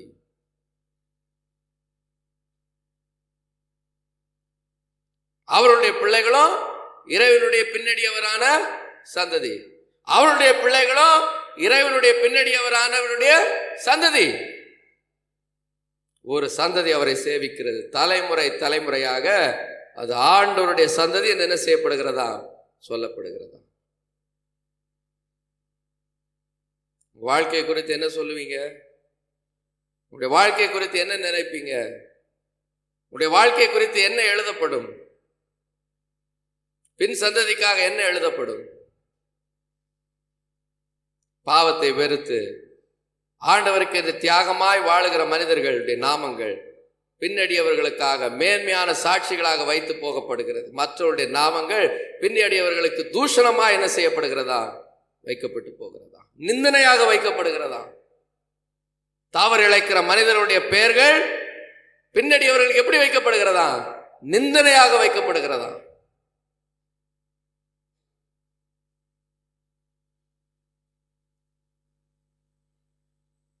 சிருஷ்டிக்கப்படும் ஜனம் அவர் என்ன செய்யுமா, துதிக்குமா? ஆண்டுடைய பிள்ளைகளாக நீங்க யோசித்து பாருங்க. தலைமுறை தலைமுறையாக இவர்கள் காட்ஸ் டிசெண்டன்ஸ், தேவனுடைய இறைவனுடைய பின்னடியவர்கள் என்று சொல்லப்படுகிற நிலையில் நம்முடைய வீடுகள் இருக்கிறதா? நம்முடைய வாழ்வுகள் இருக்கிறதா? தியாகத்தின் அடிப்படையிலான உடன்பாடுகள் மீறப்படாமல் இருக்கிறதா? இல்லை எனக்கு அறிவு இருக்கு, ஞானம் இருக்கு, புத்தி இருக்கு, எனக்கு எல்லாம் தெரியும், நான் எல்லா இடத்துலையும் போய் எல்லாத்தையும் பார்த்துட்டேன், but have you gone to God's presence? தேவனுடைய சமூகத்துக்குள் நுழைந்து பார்த்துருக்கிறியா? யோபு பக்தன் ஒரு நாள் பேசினார், நான் மிக நீதிமான், என்னிடத்தில் ஒரு குறைவும் இல்லை, ஒரு தீமையும் இல்லை, என்கிட்ட எல்லாம் சரியா செய்துட்டேன். மிக தீர்க்கமாக தைரியமாக பேசினார். இறைவன் இறங்கி வந்தார், கொஞ்ச நேரம் அவங்கிட்ட பேசினார், தம்முடைய நிலைப்பாட்டை காண்பித்தார். அவன் சொல்லுகிறான், கையினால் வாயை என்ன செய்கிறேன், பொத்திக் கொள்கிறேன். தேவரீர் சகலத்தையும் செய்ய வல்லவர், நீர் செய்ய நினைத்த ஒன்றும் என்ன செய்யாது, தடைப்படாது. கேட்கிறார், நீ என்னுடைய பண்டக சாலைக்குள் வந்திருக்கிறியா? உலகத்தெல்லாம் சுத்தி பார்த்த, பணம் என்றால் என்ன, ஐஸ்வர்யம் என்றால் என்ன, வாழ்க்கை என்றால் என்ன, எல்லாத்தையும் நல்லா தெரிந்து வைத்திருக்கிற, உலகத்துல நியாயமான நீதியானதெல்லாம் பேசுகிற அறிவு உனக்கு இருக்கிறது. Have you come to my treasury? என்னுடைய பண்டக சாலைக்கு வந்திருக்கிறியா? அங்க நான் என்ன வைத்திருக்கிறேன்னு பார்த்திருக்கிறியா? அதுக்கு மேல அவனால் என்ன செய்ய முடியல, பேச முடியல. அதுதான் இறைவனை சந்திக்கிறதுல இருக்கிற மேன்மை. பவுல் புதிய ஏற்பாட்டு சபைக்கு அதை வேறு விதமா எழுதுகிறார். கிறிஸ்து வீற்றிருக்கும் இடத்தில் உள்ள மேலானவைகளை என்ன செய்யுங்க, நாடுங்கள்.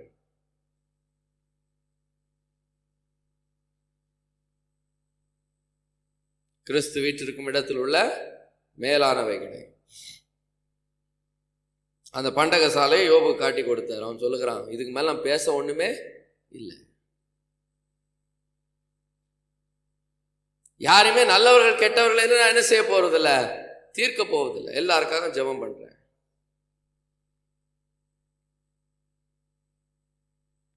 அந்த நிலைக்கு அவனுடைய வாழ்க்கை வந்த பிறகுதான் அவனை விட்டார். அவனுடைய சொந்த நியாயத்தை நீதியெல்லாம் ஒரு நாள் ஆண்டவர் என்ன செய்யல, கேட்கல. நீ நிறைய பேர் ஒரு தலை பக்கமான நியாயத்தை நீதியை பேசுவாங்க. அவனுடைய எதிராளி வந்தா அவனுடைய வாக்கு உண்மையா இல்லையா என்று என்ன செய்வானா, அவனுடைய அயலகத்தான் வந்து விளங்க பண்ணுகிறானா. தன்னுடைய வழக்கில் முந்தி பேசுகிறோம் எப்படி பேசுவானா, நியாயமா எல்லாம் செய்தது போல பேசுவானா. அவனுடைய அயலகத்தான் அவனுக்கு அடுத்தவன் வரும்போது அவன் பேசுனதுல என்ன உண்மை பொய் என்பது என்ன செய்வானா, விளங்க பண்ணுவானா. யோபு பேசுனா, நான் மிக நீதிமான். ஆனா ஆண்டவர் விளங்க பண்ணினார். அவருடைய பண்டக சாலையை திறந்து காட்டி, இதுல இருந்து எதையாவது நீ வாங்கியிருக்கிறியா? ஒரு சந்ததி அவரை சேவிக்கும், தலைமுறை தலைமுறையாக அது ஆண்டவருடைய சந்ததி எனப்படும். அதனால சந்ததியாக, ஆண்டவருடைய சந்ததியாக வளர்த்தெடுக்கப்படுவதில் விசேஷம் என்ன செய்கிறது இருக்கிறது, விசேஷமான ஒரு அனுபவம் இருக்கிறது. எனவேதான் வாசிங்க உபாகமத்தின் புஸ்தகம் 32ஆம் அதிகாரம் 7ஆம் வசனத்தை வாசிங்க. உபாகமம் 32ஆம் அதிகாரம் 7ஆம் வசனத்தை. பூர்வ நாட்களை நினை, தலைமுறை தலைமுறையாய் சென்ற வருஷங்களை கவனித்து பார். பூர்வ தலைமுறைகளை நினைத்து பார். தலைமுறை தலைமுறையாக கடந்த வருடங்களை என்ன செய், நினைத்து பார். The years that have gone, generation after generation. நிறைய பேருக்கு ஊர்ல இருக்க எல்லாத்தையும் ஆராய்கிறதுக்கு நேரம் இருக்கு. தலைமுறை தலைமுறையாக இறைவனுடைய செயலை பார்க்க என்ன செய்யல முடியல. சிலர் சொல்லுவாங்க, எங்க அப்பா என்ன அப்படி பண்ணிட்டாரு, என்ன எனக்கு செய்துட்டாரு, எங்க அம்மா என்ன செய்துட்டாங்க. அதனால்தான் ஒவ்வொரு முறையும் இஸ்ரவேல் மக்கள் தசமபாகம் செலுத்த போகும்போது சொல்லணுமா, என்னுடைய தகப்பன் அழிவுக்கு நேரான எமோரியன், எங்க அப்பா உருப்படாம போக வேண்டிய ஒருவர். ஆனால் இறைவனுடைய அருள் அவரை காத்து என்ன செய்தது, அவருடைய வார்த்தைகளை சொல்லி கொடுத்தது. அதனால் அவருக்கு இரக்கம் கிடைத்து வாழ்ந்தார். அந்த வாழ்வின் மூலமா என்ன செய்தாரு, வளர்த்தார். அவர் பின்பற்றின பாதையை பார்த்தேன், நானும் அந்த வார்த்தைகளை கை கொண்டேன். எனவே என்னுடைய கையின் பொலிவை உமக்கு என்ன செய்திருக்கிறேன், கொண்டு வந்திருக்கிறேன்னு சொல்லிட்டு தசமபாகத்தை போடணுமா, காணிக்கைகளை செலுத்தணுமா. நிறைய பேர் நினைக்கிறது கடமைக்கு கடவுளுடைய கட்டளை. இல்லை இல்லை, அங்கே போய் நின்று யோசிக்கணுமா. எங்கள் அப்பா என்ன இப்படி வளர்த்தாருன்னா அவர் அழிவுக்கு ஏதுவாக போக வேண்டிய ஒரு மனிதன். ஆனால் இறைவனுடைய உதவி அவரை வாழ வைத்தது. ஏதோ நிலையில் அவருடைய வாழ்க்கையை கட்டி எழுப்பினது. அவருக்கு கிடைத்த அனுகூலத்தினால் நானும் பிழைத்து வாழ்ந்து அந்த குடும்பத்தில் என்ன செய்தேன், வளர்ந்தேன். இன்றைக்கு அதே அனுகூலத்தை இறைவன் எனக்கும் என்ன செய்திருக்கிறார், கட்டளையிட்டிருக்கிறார். அதனால் நான் கையினால் பட்ட பிரயாசத்தை அவருக்கு நன்றியாக காணிக்கையாக என்ன செய்திருக்கிறேன், கொண்டு வந்திருக்கிறேன் என்று சொல்லிட்டு காணிக்கை செலுத்தணுமா. இன்னைக்கு எத்தனை பேர் அப்படி செலுத்தக்கூடிய நிலையில் இருக்கிறோம்? தலைமுறை தலைமுறையாய் சென்று போன வருடங்களை கவனிக்கக்கூடிய அளவுக்கு எத்தனை பேருக்கு வாழ்க்கை இருக்கு? எனக்கு பெற்றாருக்கு வாழ்க்கை எப்படி ரட்சித்தாரு, எப்படி கொண்டு வந்தாரு, அதனால் எனக்கு என்ன நல்லது கிடைத்தது, என்ன வாழ்வு உண்டானதுன்னு நினைக்கக்கூடிய அளவுக்கு எத்தனை பேருக்கு இருக்கு? வேதம் சொல்லுகிற தலைமுறை தலைமுறையாய் சென்ற வருஷங்களை என்ன செய், கவனித்துப்பார். ஆண்டுடைய பிள்ளைகளாகிய நமக்கு தெரியணும், தலைமுறை தலைமுறையாக சேர்ந்த வருஷங்களை கவனித்துப்பார். உற்று உனக்கு இறங்கி தயை பாராட்டி கிருபை செய்து உன்னுடைய மூதாதையருடைய நாட்கள் எல்லாம் உன்னை நடத்தி இந்த தலைமுறையிலையும் உன்னை நடத்துறாருன்னு சொன்னா அது மிகப்பெரிய ஆசீர்வாதம், மிகப்பெரிய ஈவு. இஸ்ரவேல் மக்களுக்கு இறைவனுடைய சமூகத்தில் காணிக்கைகளை தசமபாகங்களை படைக்கும் போது இதை நினைத்து செலுத்த என்ன செய்தார் சொன்னார், எண்ணி செய்யுங்கன்னு சொன்னார். எனவேதான் வேதம் சொல்லுகிறது. வாசிங்க சங்கீதம் 79:13 வாசிங்க. சங்கீதம் 79ஆம் அதிகாரம் 13வது வசனத்தை வாசிங்க. அப்பொழுது உம்முடைய ஜனங்களும் உம்முடைய மேய்ச்சலின் ஆடுகளுமாகிய நாங்கள் உம்மை எந்தெந்தைக்கும் புகழுவோம், தலைமுறை தலைமுறையாக உமது துதியை சொல்லி வருவோம். மேய்ச்சலின் ஆடுகள் தலைமுறை தலைமுறைக்கும் அவருடைய துதி என்ன செய்யுமா, சொல்லுமா.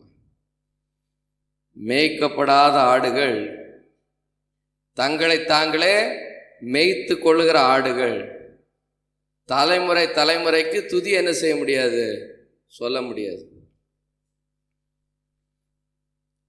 தலைமுறை தலைமுறையாயிருக்கிற உடன்பாடுகள், தேவனோடு உள்ள உடன்படிக்கைகள் அவ்வளோ முக்கியமானது.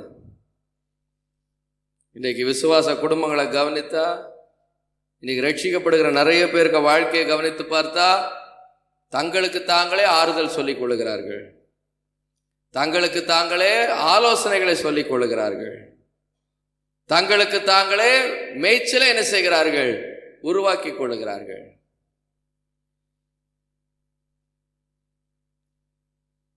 கடைசி நாளில் அறிவு பெருத்து போகும். அநேகர் அங்கும் இங்கும் ஓடி என்ன செய்வார்களாம், ஆராய்ந்து பார்ப்பார்களாம்.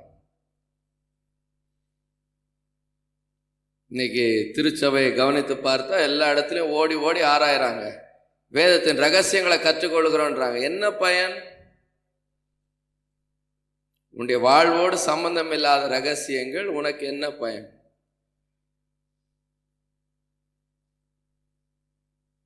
உன்னுடைய வாழ்வோடு தொடர்பில்லாத ரகசியங்கள் உனக்கு என்ன பயன்?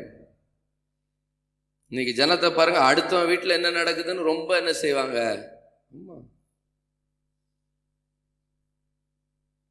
அடுத்த வீட்டில் என்ன நடக்குது, அங்க என்ன நடக்குது. குடும்ப காவலராக, திருச்சபையின் காவலர்களாக, சமூக சமுதாய காவலர்களாக இறைவனால் அங்கீகரிக்கப்பட்டு ஏற்படுத்தப்பட்டவர்கள் கவனமாக இருக்க வேண்டிய அவசியம் இருக்கிறது. குடும்பத்தில் கணவன் இருக்கிறார், வீட்டினுடைய தலைவன். இறைவனுடைய ஸ்தானத்தில் நின்று அந்த வீட்டை அவன் என்ன செய்யணும், நடத்தணும். அது அவன் மேல இருக்கிற கடமை. அதை செய்யலைன்னா இறைவன் என்ன செய்வாரா, கேள்வி கேட்பார். ஆண்டவர் அவனை கேள்விகளை கேட்பார்.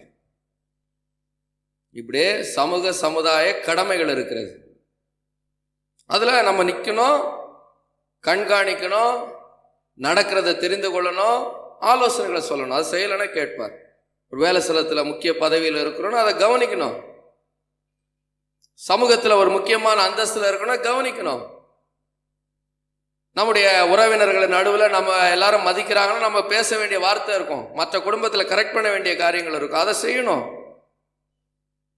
சமூக சமுதாய அந்தஸ்துகள் நிமித்தம் வருகிற உயர்வுகள் இருக்கு, அந்தந்த இடத்துல அதெல்லாம் கவனத்தோடு கையாளணும்.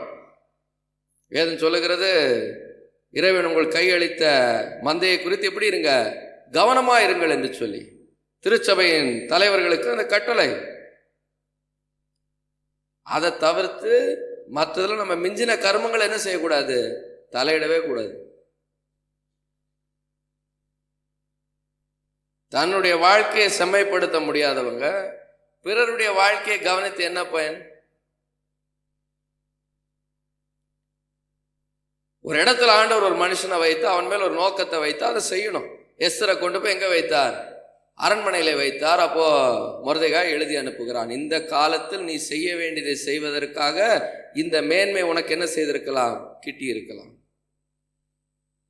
நீ செய்ய வேண்டியதை எனக்கு எதிரடையான தீமை நேரிடும் என்று சொல்லி ஒளித்து வைத்து விட்டால் இந்த காலத்தில் நடக்கிற தீமைகள் நாள் உண்டாகிற பின் விளைவு ஒன்னை பாதிக்கும். ஆனால் இறைவன் தம்முடைய மக்களை அப்படி கைவிட மாட்டார். வேறொரு இடத்திலிருந்து ரட்சிப்பும் மீட்பும் என்ன செய்யும், எழும்பி வரும் என்று.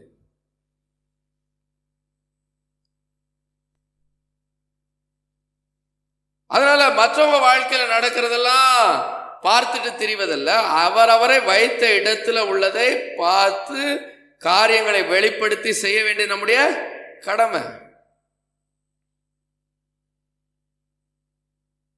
யோசேப்பை குறித்து வேதம் தன்னுடைய சகோதரோடு இருந்து அவர்கள் செய்கிற தீமைகளை தன்னுடைய தகப்பனிடத்தில் என்ன செய்தானா, சொன்னானா. அதனால அவனை இன்னும் அதிகமா என்ன செய்தாங்களா, பகைக்க ஆரம்பித்தார்கள். அந்த பகை பின்னாட்கள் அவன் மேன்மை அடைந்து விடுவான் போது அதிகப்பட்டு போச்சு. இயேசு சொன்னார், இந்த உலகம் எனக்கு பாத்திரமாய் இருக்கவில்லை. பச்சை மரத்துக்கு எந்த பாடு என்றால் பட்ட மரத்துக்கு என்ன பாடு என்று சொன்னார். ஆனா நம்முடைய வாழ்க்கையில் நம்ம நல்லா அறியணும், தலைமுறையான வாழ்வுகளை கவனித்து அதை பின்பற்றி தங்களுடைய கடமையை நிறைவேற்றுகிறவர்கள் சொல்லி வரும்படியான துதி நன்றி என்ன செய்யும் இருக்கும்.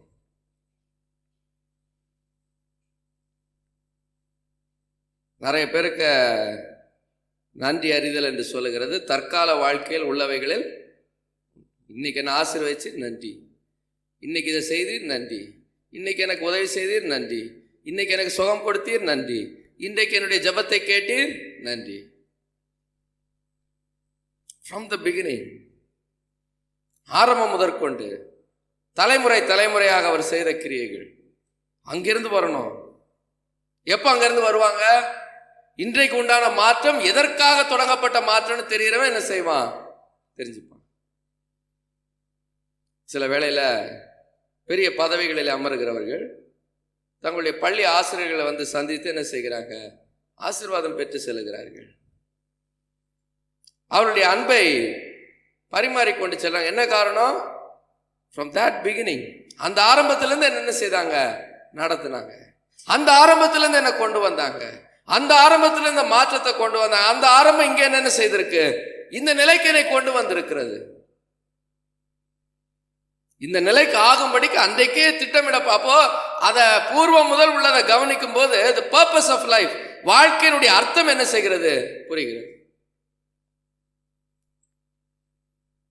என்னுடைய வாழ்க்கையில எல்லாம் மிக நேர்த்தியான சாய்ஸஸ் பண்ணி தான் இந்த இடத்துக்கு வந்து யார் சொல்ல முடியும்? மிக சிறப்பானதை தெரிந்து தெரிந்து இந்த நிலைக்கு வந்தேன்னு யார் சொல்ல முடியும்?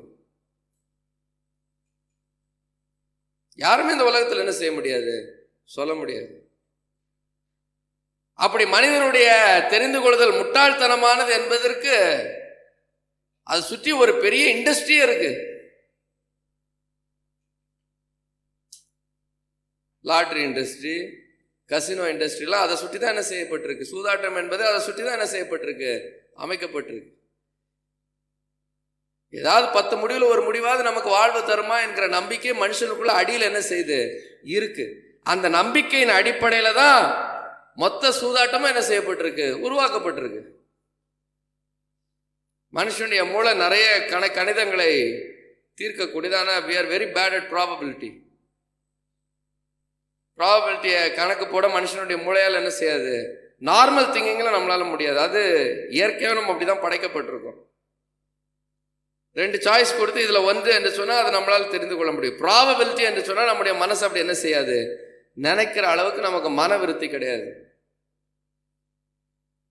அந்த ப்ராபபிலிட்டியை மனுஷனுடைய இருதயம் நினைக்க முடியாது என்பதனால அதை சுற்றி ஒரு பெரிய இண்டஸ்ட்ரி என்ன செய்திருக்காங்க, அமைச்சிருக்கிறாங்க. கோடிக்கணக்கான ரூபாவை சோதாட்டத்திலையும் லாட்டரியிலும் செலவிடுற எவ்வளோ மக்கள் இருக்கிறாங்க. என்ன காரணம்? ஒருவேளை கிடைச்சிரும், ஒருவேளை கிடைச்சிரும், ஒருவேளை கிடைச்சிரும்.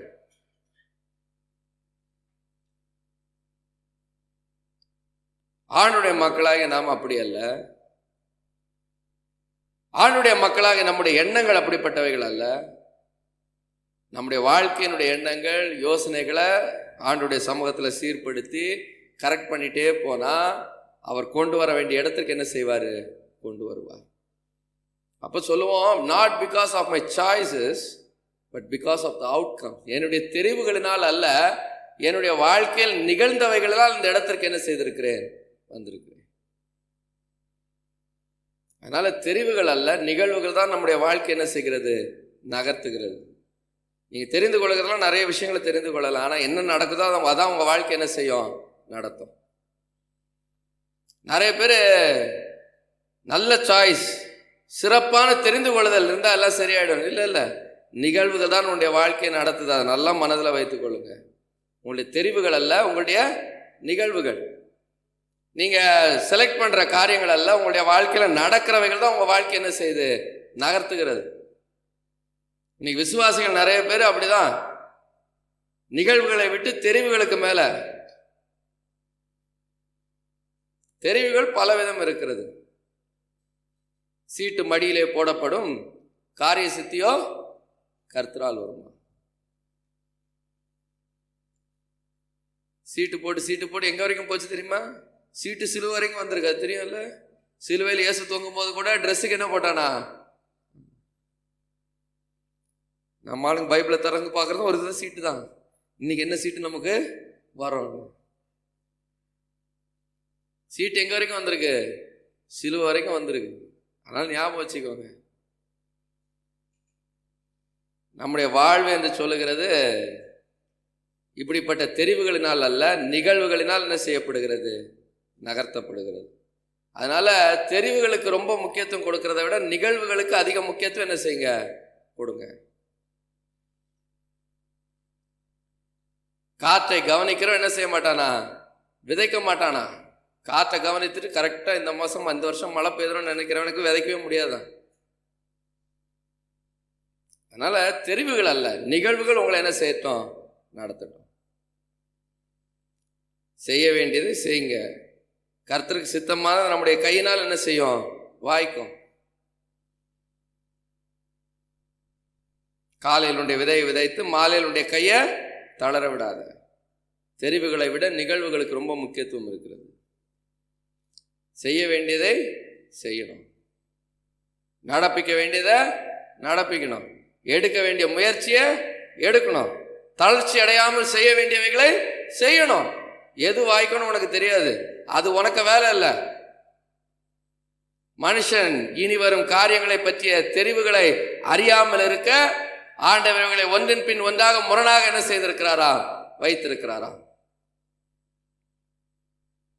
அதனால செய்ய வேண்டிய காரியங்களை செய்யுங்க.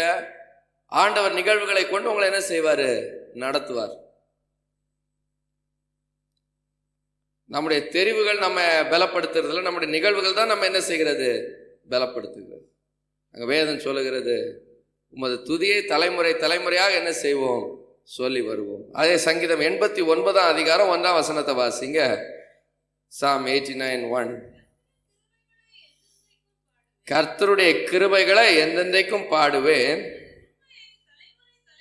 உமது உண்மையை தலைமுறை தலைமுறையாக என் வாயினால் அறிவிப்பேன். I will make known your faithfulness generation to generation. நீர் உண்மையாய் இருந்ததை தலைமுறை தலைமுறையாக என்ன செய்வேன்? சொல்லுவேன். உண்மை என்று சொல்லுகிறது பல தரம் இருக்கிறது. நம்ம ஆளுக்கு பொய் உண்மை என்று சொல்லுகிற கான்செப்ட் தான் என்ன செய்யும்? நல்லா தெரியும். பொய் சொன்னா உண்மையை சொன்னா. ஆனா அங்க வேதம் வேறு ஒரு காரியத்தை பேசுகிறது. It talks about faithfulness or loyalty. ஒரு மனிதனுக்கு சாதகமாக வாழ்க்கை சக்கரம் சாய்க்கப்படுகிறது. அங்க வேதம் என்ன செய்கிறது? பேசுகிறது. இன்டர்வியூக்கு 10 பேர் போறோம். ஒருத்தர் ரெக்கமெண்டேஷனோட வந்திருக்கிறான். ஒருத்தர் எப்படி வந்திருக்கிறான்? ரெக்கமெண்டேஷனோட. இந்த இன்டர்வியூ யாருக்கு ஃபேவரா போவோம்? ரெக்கமெண்டேஷனோட வந்தவனுக்கு தான் என்ன செய்யும்? உண்மையே இல்லையா? எல்லாரும் தகுதி வாய்ந்தவர்கள். ஆனால் ஒருவன் பக்கமாய் தராசு என்ன செய்யப்படுகிறது? சாய்க்கப்படுகிறது. ஆண்டுடைய மக்களாக நமக்கு தெரியணும், தகுதி அல்ல, இறைவனுடைய ஃபெய்த்ஃபுல்னஸ், காட்ஸ் ஃபெய்த்ஃபுல்னஸ். ஆண்டவர் உண்மையே கடைசி வரைக்கும் என்ன செய்கிறவர்? காக்கிறவர். பூச்சக்கரத்தின் கடைசி மட்டும் அவருடைய செயல்கள் அப்படி என்ன செய்யுமா? இருக்குமா? என்னுடைய மக்கள் இவர்களை தொடாமலும் நான் அபிஷேகம் பண்ணின இவர்களுக்கு தீங்கு செய்யாமலும் அவர்களை என்ன செய்யுங்கள்? அனுப்பிவிடுங்கள் என்று சொல்லுவார். சத்துரு வரும்போது வெள்ளம் போல் அவனுக்கு எதிராக என்ன செய்வாரா? கொடிகளை பிடித்திருப்பாராம். God's selection. நம்முடைய தெரிவுகள் அல்ல, தேவனுடைய தெரிவுகள். நம்ம வாழ்க்கையை பொறுத்த மட்டும் நிகழ்வுகள், ஆண்டவரை பொறுத்த மட்டும் அவருடைய தெரிவுகள். அதனால தேவன் தெரிந்து கொள்கிற மனுஷன் பாக்கியவான். அவரிடத்தில் பணியாற்ற பணி செய்ய அவர் தெரிந்து சேர்த்துக் கொள்கிறவனை பாக்கியவான் என்று வேதம் என்ன செய்கிறது? சொல்லுகிறது. நம்முடைய தெரிவுகள் பயனற்ற தெரிவுகள். நம்முடைய வாழ்க்கையை பொறுத்த மட்டும் நிகழ்வுகள்.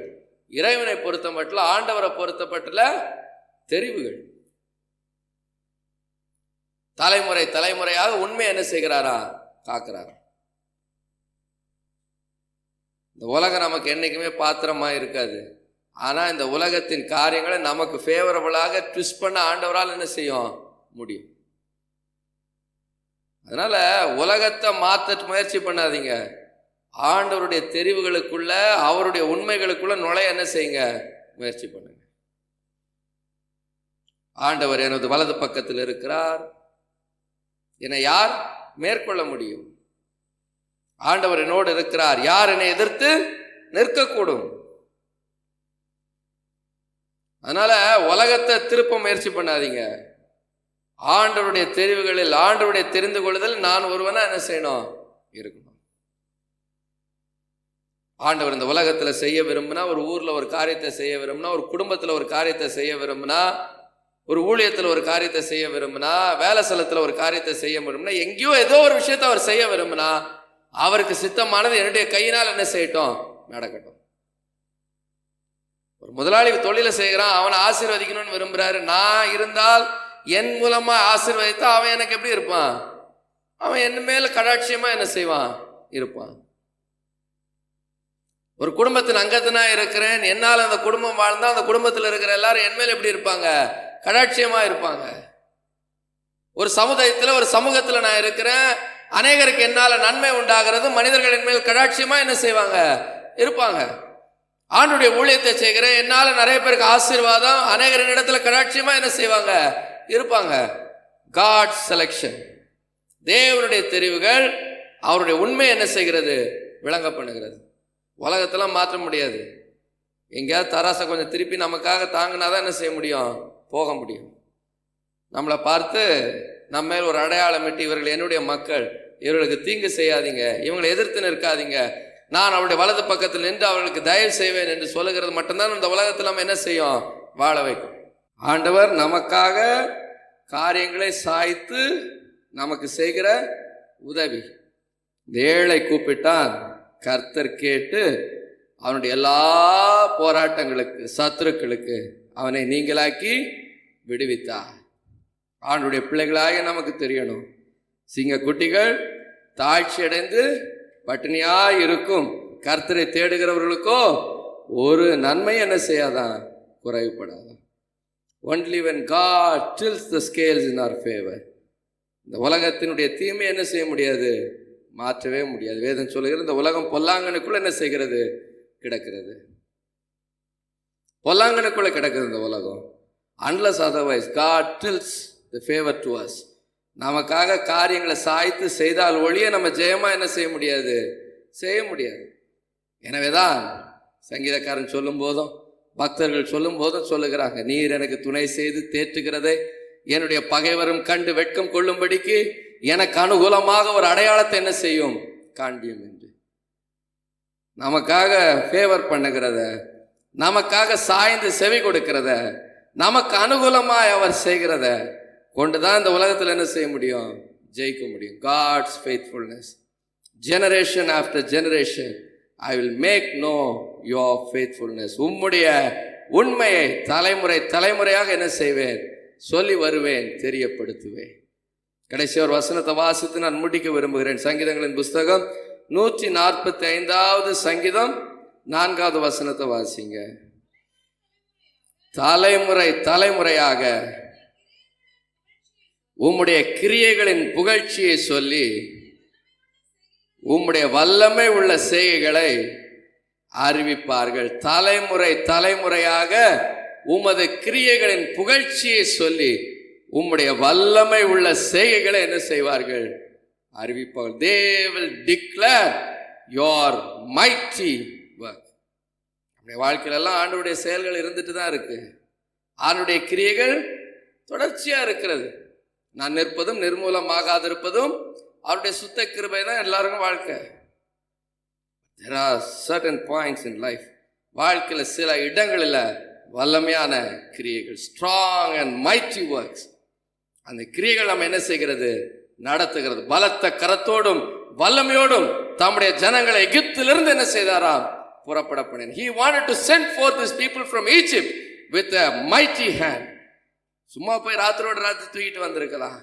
எல்லாருக்கும் கண்மயக்கம் உண்டாக்க செய்து, குருட்டாட்டம் உண்டாக செய்து தம்முடைய ஜனத்தை விடுதலை ஆக்கலாம். But he chose to bring his people with a mighty hand. தம்முடைய ஜனங்களை வல்லமையான புயத்தை காண்பித்து என்ன செய்ய விரும்பினார்? அழைத்து கொண்டு விரும்பினார். அநேக நேரம் நம்முடைய வாழ்க்கையில சில காரியங்கள்ல தேவனுடைய வல்லமையான கிரியைகள் தேவை. அதான் சொன்ன, இயேசு குருத்தோலை ஞாயிறு என்று சொல்லி அதை ஏன் நினைக்கிறோம்? இந்த உலகத்தில் அவர் வாழ்ந்த நாட்களில் ஒரு நாள் காட்டினார் தம்முடைய வல்லமையும் மகிமையும் எப்பேற்பட்டது என்று. மனிதர்கள் அலையாமல் போனால் கற்களும் கூப்பிடும் என்று சொல்லி விளங்க பண்ணி நடந்து என்ன செய்தாரு? போனார். சில வேளைகளில் அவருடைய நடைகள் நமக்கு தேவை. அவருடைய அடிகளில் இருந்து எரிபந்தமான கொப்பளங்கள் புறப்பட்டது என்று வேதம் சொல்லுகிறது. அவர் நின்று பூமியை நோக்கி அதை அளந்து பார்த்து அதில் என்ன செய்தாரா? நடந்தாரா. Sometimes we need mighty works of God to overcome certain things in life. நம்முடைய வாழ்க்கையில ஒவ்வொரு காரியங்களில, கடினமான வேளைகளில, சோர்வான வேளைகளில, சோதனைகளான நேரங்களில அவருடைய வல்லமையான கிரியைகளினால் தான் என்ன செய்யும்? கடந்து செல்ல முடியும். காற்றையும் கடலையும் தாண்டி வந்தோம் என்று சொல்லும்படியான சூழ்நிலைகள் என்ன செய்யும்? வரும். போராட்டங்கள் வரும், தடை செய்கிறவர்கள் வரும். சத்துரு நமக்கு எதிரடியான கிரியைகளை செய்யும் போது அவருடைய வல்லமையான புயத்தை என்ன செய்வார்? வெளிப்படுத்துவார். யாருக்கு கர்த்தருடைய புயம் வெளிப்பட்டது? Whom unto the mighty hand of God has been shown. அவருடைய ஜனம், அவருடைய சந்ததி, அவருடைய பிள்ளைகள், அவரை பின்பற்றுகிற ஜனங்கள், அவர்களுக்கு என்று வல்லமையான தம்முடைய கரத்தை என்ன செய்கிறாரா? காண்பிக்கிறாரா. கர்த்தருடைய கரம் வல்லமை உள்ளது என்று வேதம் சொல்லுகிறது. கர்த்தருடைய கரம் பராக்கிரமம் செய்யும் என்று வேதம் சொல்லுகிறது. எழும்பு எழும்பு, கர்த்தருடைய புயமே முந்தின நாட்களிலும் பூர்வ தலைமுறைகளிலும் எழும்பினது போல எழும்பு. சத்துருவை வதைத்து, வலு சர்ப்பத்தை வதைத்து, ராகாப்பை இரண்டாக துண்டித்தது நீ அல்லவோ என்று வேதம் சொல்லுகிறது. Certain times God's hand will rise. ஆண்டுடைய கரம் நமக்காக என்ன செய்யப்படுகிறது? உயர்த்தப்படுகிறது. சத்துரு வரும்போது, சத்துரு நமக்கு எதிராக கொத்துலங்களை இடும்போது, சத்துரு நமக்கு எதிராக தூஷணங்களை விரிக்கும் போது, சத்துரு நமக்கு எதிராக கண்ணிகளை உருவாக்கும் போது அவருடைய கரம் நமக்காக என்ன செய்யுமா? எழும்புமா. அவருடைய வல்லமை நமக்காக என்ன செய்யுமா? வருமா. வேதம் சொல்லுகிறது, தம்முடைய வானங்களில் குமரினார் என்று சொல்லி தம்முடைய வல்லமையான செய்கைகளை தம்முடைய ஜனத்திற்கு என்ன செய்கிறாரா? தெரியப்படுத்துகிறாரா. அவர் வரும்போது நானே ரட்சிப்பு செய்கிறவர் என்று என்ன செய்கிறாரா? விளங்க பண்ணுகிறாரா. வனாந்திரங்களை பிளந்து அவருடைய வல்லமை என்ன செய்கிறாரா? காண்பிக்கிறாரா. இதெல்லாம் ஏன் வேதம் சொல்லுகிறது? ஆண்டுடைய செயல்களுடைய மகத்துவத்தை மனிதன் என்ன செய்யணும்? அறியணும். சங்கீதக்காரன் சொல்லுகிறான், ஆழமான குழியிலும் உளையான சேற்றிலும் இருந்து உம்மை நோக்கி கூப்பிட்டேன். நீர் என்னை தூக்கி எடுத்து கண்மலையின் மேல் என்னுடைய கால்களை நிறுத்தி உம்மை துதிக்கும் புதிய பாடல் என்னுடைய நாவில் என்ன செய்தீர் என்று அருளினீர் என்று. ஆண்டுடைய செயல்களின் மகத்துவத்தை, வல்லமையானவைகள் என்ன செய்யுங்க? வந்து பாருங்கள் என்று வேதம் சொல்லுகிறது. சில வேளைகளில தம்முடைய வல்லமை உள்ள செய்கைகளை என்ன செய்கிறார்? நமக்கு காண்பி. They will declare your mighty works. Generation to generation we will declare your mighty works. தலைமுறை தலைமுறையாக உம்முடைய வல்லமை உள்ள செய்கைகளை என்ன செய்வார்கள்? அறிவிப்பார்கள். ஆண்டுடைய மக்களாக நம்முடைய வாழ்க்கையில, நம்முடைய குடும்பங்களில, நம்ம செய்கிற காரியங்களில, நம்முடைய பிரயாசங்களில சத்துருக்கள் வரும்போது, போராட்டங்கள் வரும்போது, வியாதிகள் வரும்போது, கடினமானவைகளை தாண்ட வேண்டிய வேளைகள் வரும்போது He will show his mighty works. தம்முடைய வல்லமையான கிரியைகளை என்ன செய்வார்? காண்பிப்பார். அவருடைய அருளால், அவருடைய கிருபையினால் இதெல்லாம் தாண்டினோம் என்று சொல்ல என்ன செய்வார்? வைப்பார். அப்படியே நம்முடைய வாழ்க்கையை செய்து அவர் நடத்துவாராக. நம்ம எல்லாம் நம்முடைய இடங்களில் எழும்பி நிற்போம். வேதம் சொல்லுகிறது, மலைகள் விலகினாலும் மாறாத கிருபை, மன்னன் இயேசு வாக்களித்த வல்லமையான கிருபை என்று சொல்லி, நம்முடைய வாழ்க்கையின் சூழ்நிலைகள் எப்படி இருந்தாலும், நாம் கடந்து செல்கிற பாதைகள் எவ்வளவு கடினமானதா இருந்தாலும், God's help, தேவனுடைய அனுக்கிரகம், தேவனுடைய கிருபை, தேவனுடைய ஈவு என்று சொல்லுகிறது விசேஷமானது. நம்ம எல்லாரையும் கரம் பிடித்து நடத்த போதுமானது. தடைகள் எல்லாம் நம்முடைய வாழ்க்கையை விட்டு மாற்றுவதற்கு அவருடைய ஆச்சரியமான செயல்கள் நம்மை நடத்தக்கூடியது. தலைமுறை தலைமுறையாக இது ஆண்டவருடைய சந்ததி என்று சொல்லப்பட, தலைமுறை தலைமுறையாக ஆண்டவருடைய மக்கள் என்று அறியப்படுவதற்கு ஒவ்வொருடைய வாழ்க்கையிலும் அவர் செய்கிற கிருபைகள் உண்டு. நம் ஒவ்வொருடைய வாழ்க்கையில் அவர் நடப்பிக்கிற காரியங்கள் உண்டு. நம் ஒவ்வொருடைய வாழ்க்கையிலும் அவர் வெளியரங்கமாக்குகிற அவருடைய பிரசனமாகுதல் உண்டு. அதெல்லாம் ஆண்டவருடைய சமூகத்தில் நம்ம ஒப்பு கொடுத்து, ஆண்டவரே இந்த மதியான நேரத்தில் எங்கள் ஒவ்வொருடைய வாழ்க்கையும், எங்களுடைய ஒவ்வொருடைய அனுபவங்களிலும் ஒரு மாற்றத்தை தாரும் ஆண்டவரேன்னு சொல்லி, என்னென்ன காரியங்கள் நமக்கு எதிரடையாக இருக்கிறதோ, என்னென்ன காரியங்கள் நம்ம எதிர்த்து காணப்படுகிறதோ, என்னென்ன காரியங்கள் நமக்கு தடையாய் நிற்கிறதோ, அவைகள் எல்லாம் ஆண்டவரிடத்துல சொல்லி தடைகளை நீக்குகிறவராக எனக்கு முன்னாக செல்லும் ஆண்டவரே. ஜெய கிறிஸ்துவாக அந்த எருசலேமுக்குள் நுழைந்த நீர் என்னுடைய வாழ்க்கைக்கு முன் சென்று எல்லா தடையான காரியங்களை மாற்றும் ஆண்டவரேன்னு சொல்லி, எல்லா தடையான காரியங்களும் ஒரு விடுதலை தாரும் ஆண்டவரேன்னு சொல்லி, உம்முடைய உதவியை கொண்டு உம்முடைய ஒத்தாசையை கொண்டு என்னுடைய வாழ்க்கையின் போராட்டமான பகுதிகளை தாண்டி செல்ல எனக்கு உதவி செய்யுங்க ஆண்டவரேன்னு சொல்லி என்னை நடத்தும் ஆண்டவரே. எல்லா ஆண்டவருடைய கரத்துல நம்ம தாழ்த்தி ஆண்டுடைய சமூகத்துல நம்ம ஒப்பு கொடுத்து ஹல்லேலூயா ஆமென் ஆண்டவரே, ஆமென் ஆண்டவரே. எங்கள் ஒவ்வொருடைய வாழ்க்கையும் ஆண்டவரே நீர் கரம் பிடித்து நடத்தும் ஆண்டவரே. எல்லா தடையான அனுபவங்களை எங்களுடைய வாழ்க்கையை விட்டு விலகும்படிக்கு, எல்லா போராட்டமான காரியங்களை எங்களை விட்டு விலகும்படிக்கு ஹல்லேலூயா லார்ட் ஆமென் ஆண்டவரே, ஹல்லேலூயா லார்ட் ஆமென் ஆண்டவரே. எங்கள் எல்லாரையும் கரம் பிடித்து நடத்துங்க ஆண்டவரே. என்னை மறவா இயேசுநாதா, உந்தன் தயவால் என்னை நடத்தும். என்னை மறவா இயேசுநாதா, உந்தன் தயவால் என்னை நடத்தும். வல்ல ஜீவ வாக்குத்தத்தங்கள் வரைந்தன காண்கின்றதாலே ஸ்தோத்திரம். வல்ல ஜீவ வாக்குத்தத்தங்கள் வரைந்தன காண்கின்றதாலே ஸ்தோத்திரம். ஆபத்திலே அருந்துணையே, பாதைக்கு நல்ல தீபமிதே. ஆபத்திலே அருந்துணையே, பாதைக்கு நல்ல தீபமிதே. என்னை மறவா இயேசுநாதா, உந்தன் தயவா என்னை நடத்தும். என்னை மறவா இயேசுநாதா, உந்தன் தயவா என்னை நடத்தும். உன்னை தொடுவோர் என் கண்மணியை தொடுவதாக குறைத்ததாலே ஸ்தோத்திரம்.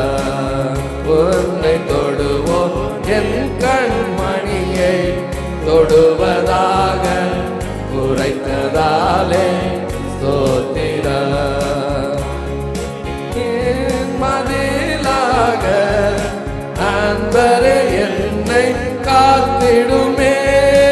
அக்கினியின் மதிலாக அன்பரே என்னை காத்திடுமே. என்னை மறவா இயேசுநாதா, உந்தன் தயவா என்னை நடத்தும்.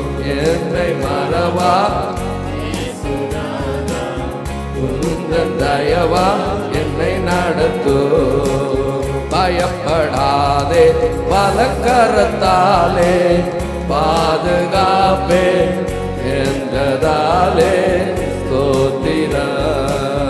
பயப்படாதே வலக்கரத்தாலே பாதுகாப்பே என்றதாலே ஸ்தோத்திரம். பாசம் என் மேல் வைத்ததினால் பறிக்க இயலா தேவரும் என்னை. பாசம் என் மேல் நீர் வைத்ததினால் பறிக்க இயலா தேவரும் என்னை. என்னை மறவா இயேசுநாதா, உந்தன் தயவா என்னை நடத்தும்.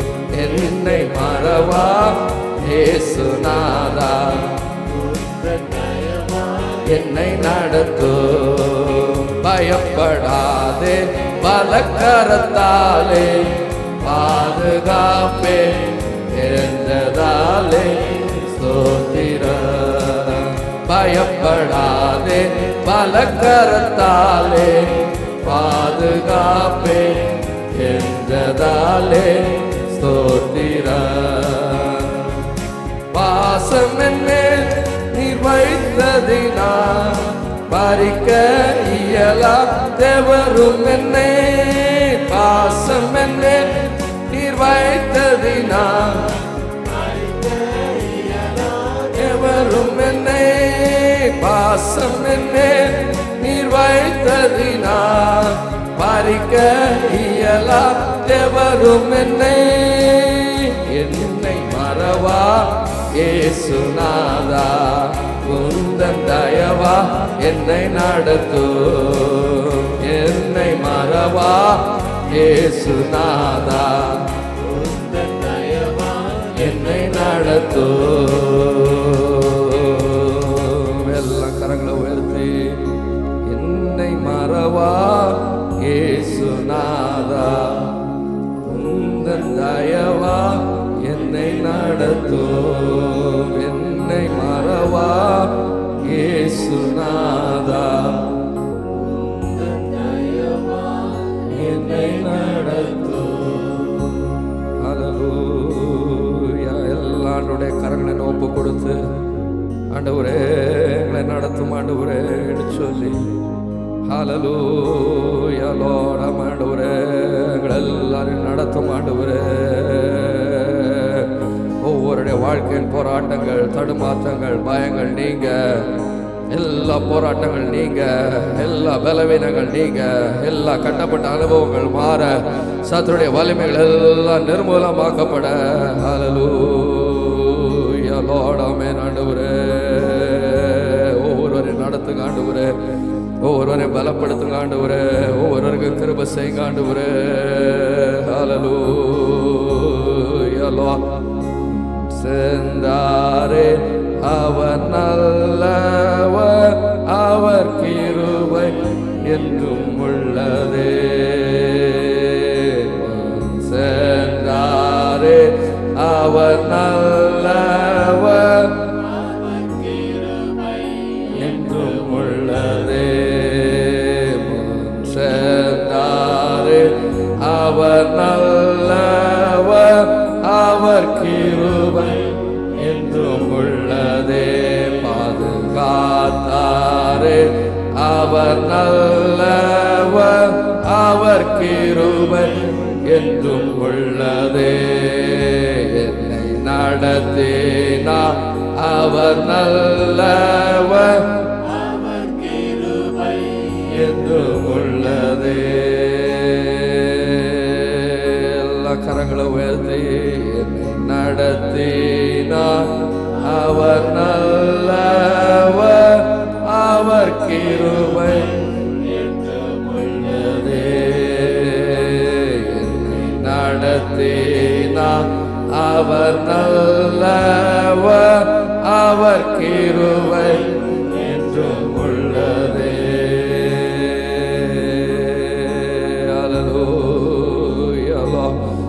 நடத்துகிற உடைய சமூகம் எங்கள் எல்லாருக்கும் முன் செல்லட்டும் ஆண்டவரே. தடையான எல்லாவற்றையும் நொறுக்கி சத்துடைய வல்லமைகள் எல்லாம் மூளைக்கு மூளை சிதறடித்து தலைமுறை தலைமுறையாக உம்முடைய உண்மையை சொல்லும்படிக்கு to establish God's faithfulness generation after generation, ஒவ்வொரு தலைமுறைக்கும் உம்முடைய உண்மையை எடுத்து சொல்லும்படிக்கு ஹல்லேலூயா.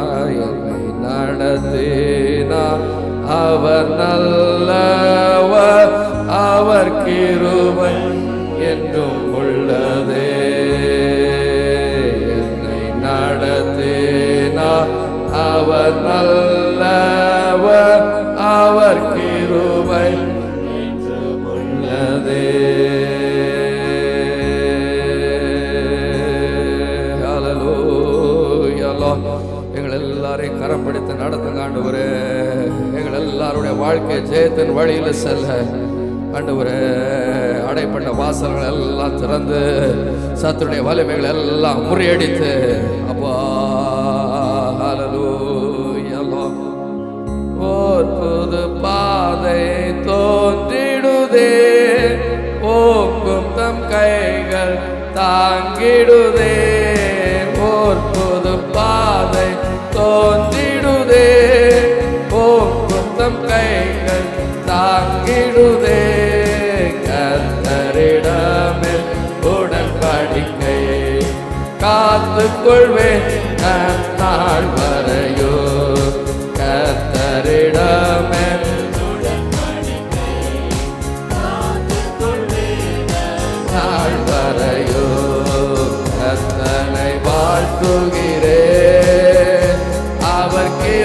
அவைகள் என்னிடம் தங்க நன்மை நிறைந்த ஆண்டிதுவே நந்தியும் பொங்க பாடிடுவே நன்மை நிறைந்த ஆண்டிதுவே பாடிடுவே கர்த்தனை வாழ்த்துகிறே சுற்றிலும் ஸ்தோத்திர துணி கேட்கும் வெற்றியின் சாட்சி கூறிடுவேன் சுற்றிலும் ஸ்தோத்திர துணி கேட்கும் கூறிடுவேன் எத்தனை ஆண்டுகள் ஜெயம் அளித்தார் எத்தனை நாவால் போற்றிடுவேன் எத்தனை ஆண்டுகள் ஜெயம் அளித்தார் எத்தனை நாவால் போற்றிடுவேன் எத்தனை ஆண்டுகள் ஜெயம் அளித்தார் எத்தனை நாவால் போற்றிடுவேன் எத்தனை ஆண்டுகள்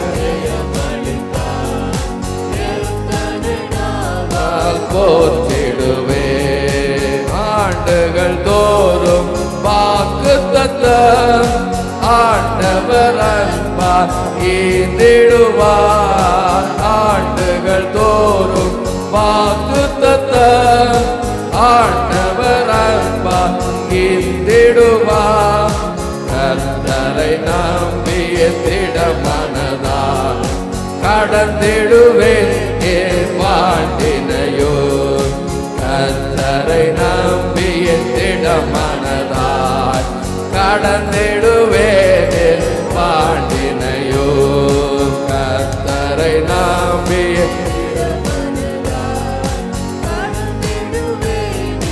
வாழ்வினையோ காட்டுகள் யாவோ அகன்றனவே கலப்பையின் மேல் கை சேதிக்குதே காட்டுகள் யாவோ அகன்றனவே கலப்பையின் மேல் கை சேதிக்குதே காட்டுகள் யாவோ அகன்றனவே கலப்பையின் மேல் கை சேவிக்குதே காட்டுகள் யாவோ அகன்றனவே கலப்பையின் மேல் கை சேவிக்குதே காட்டுகள் யாவோ அகன்றனவே கலப்பையின் மேல் கை சேவிக்குதே காட்டுகள் யாவோ அகன்றனவே கலப்பையின் மேல் கை சேவிக்குதே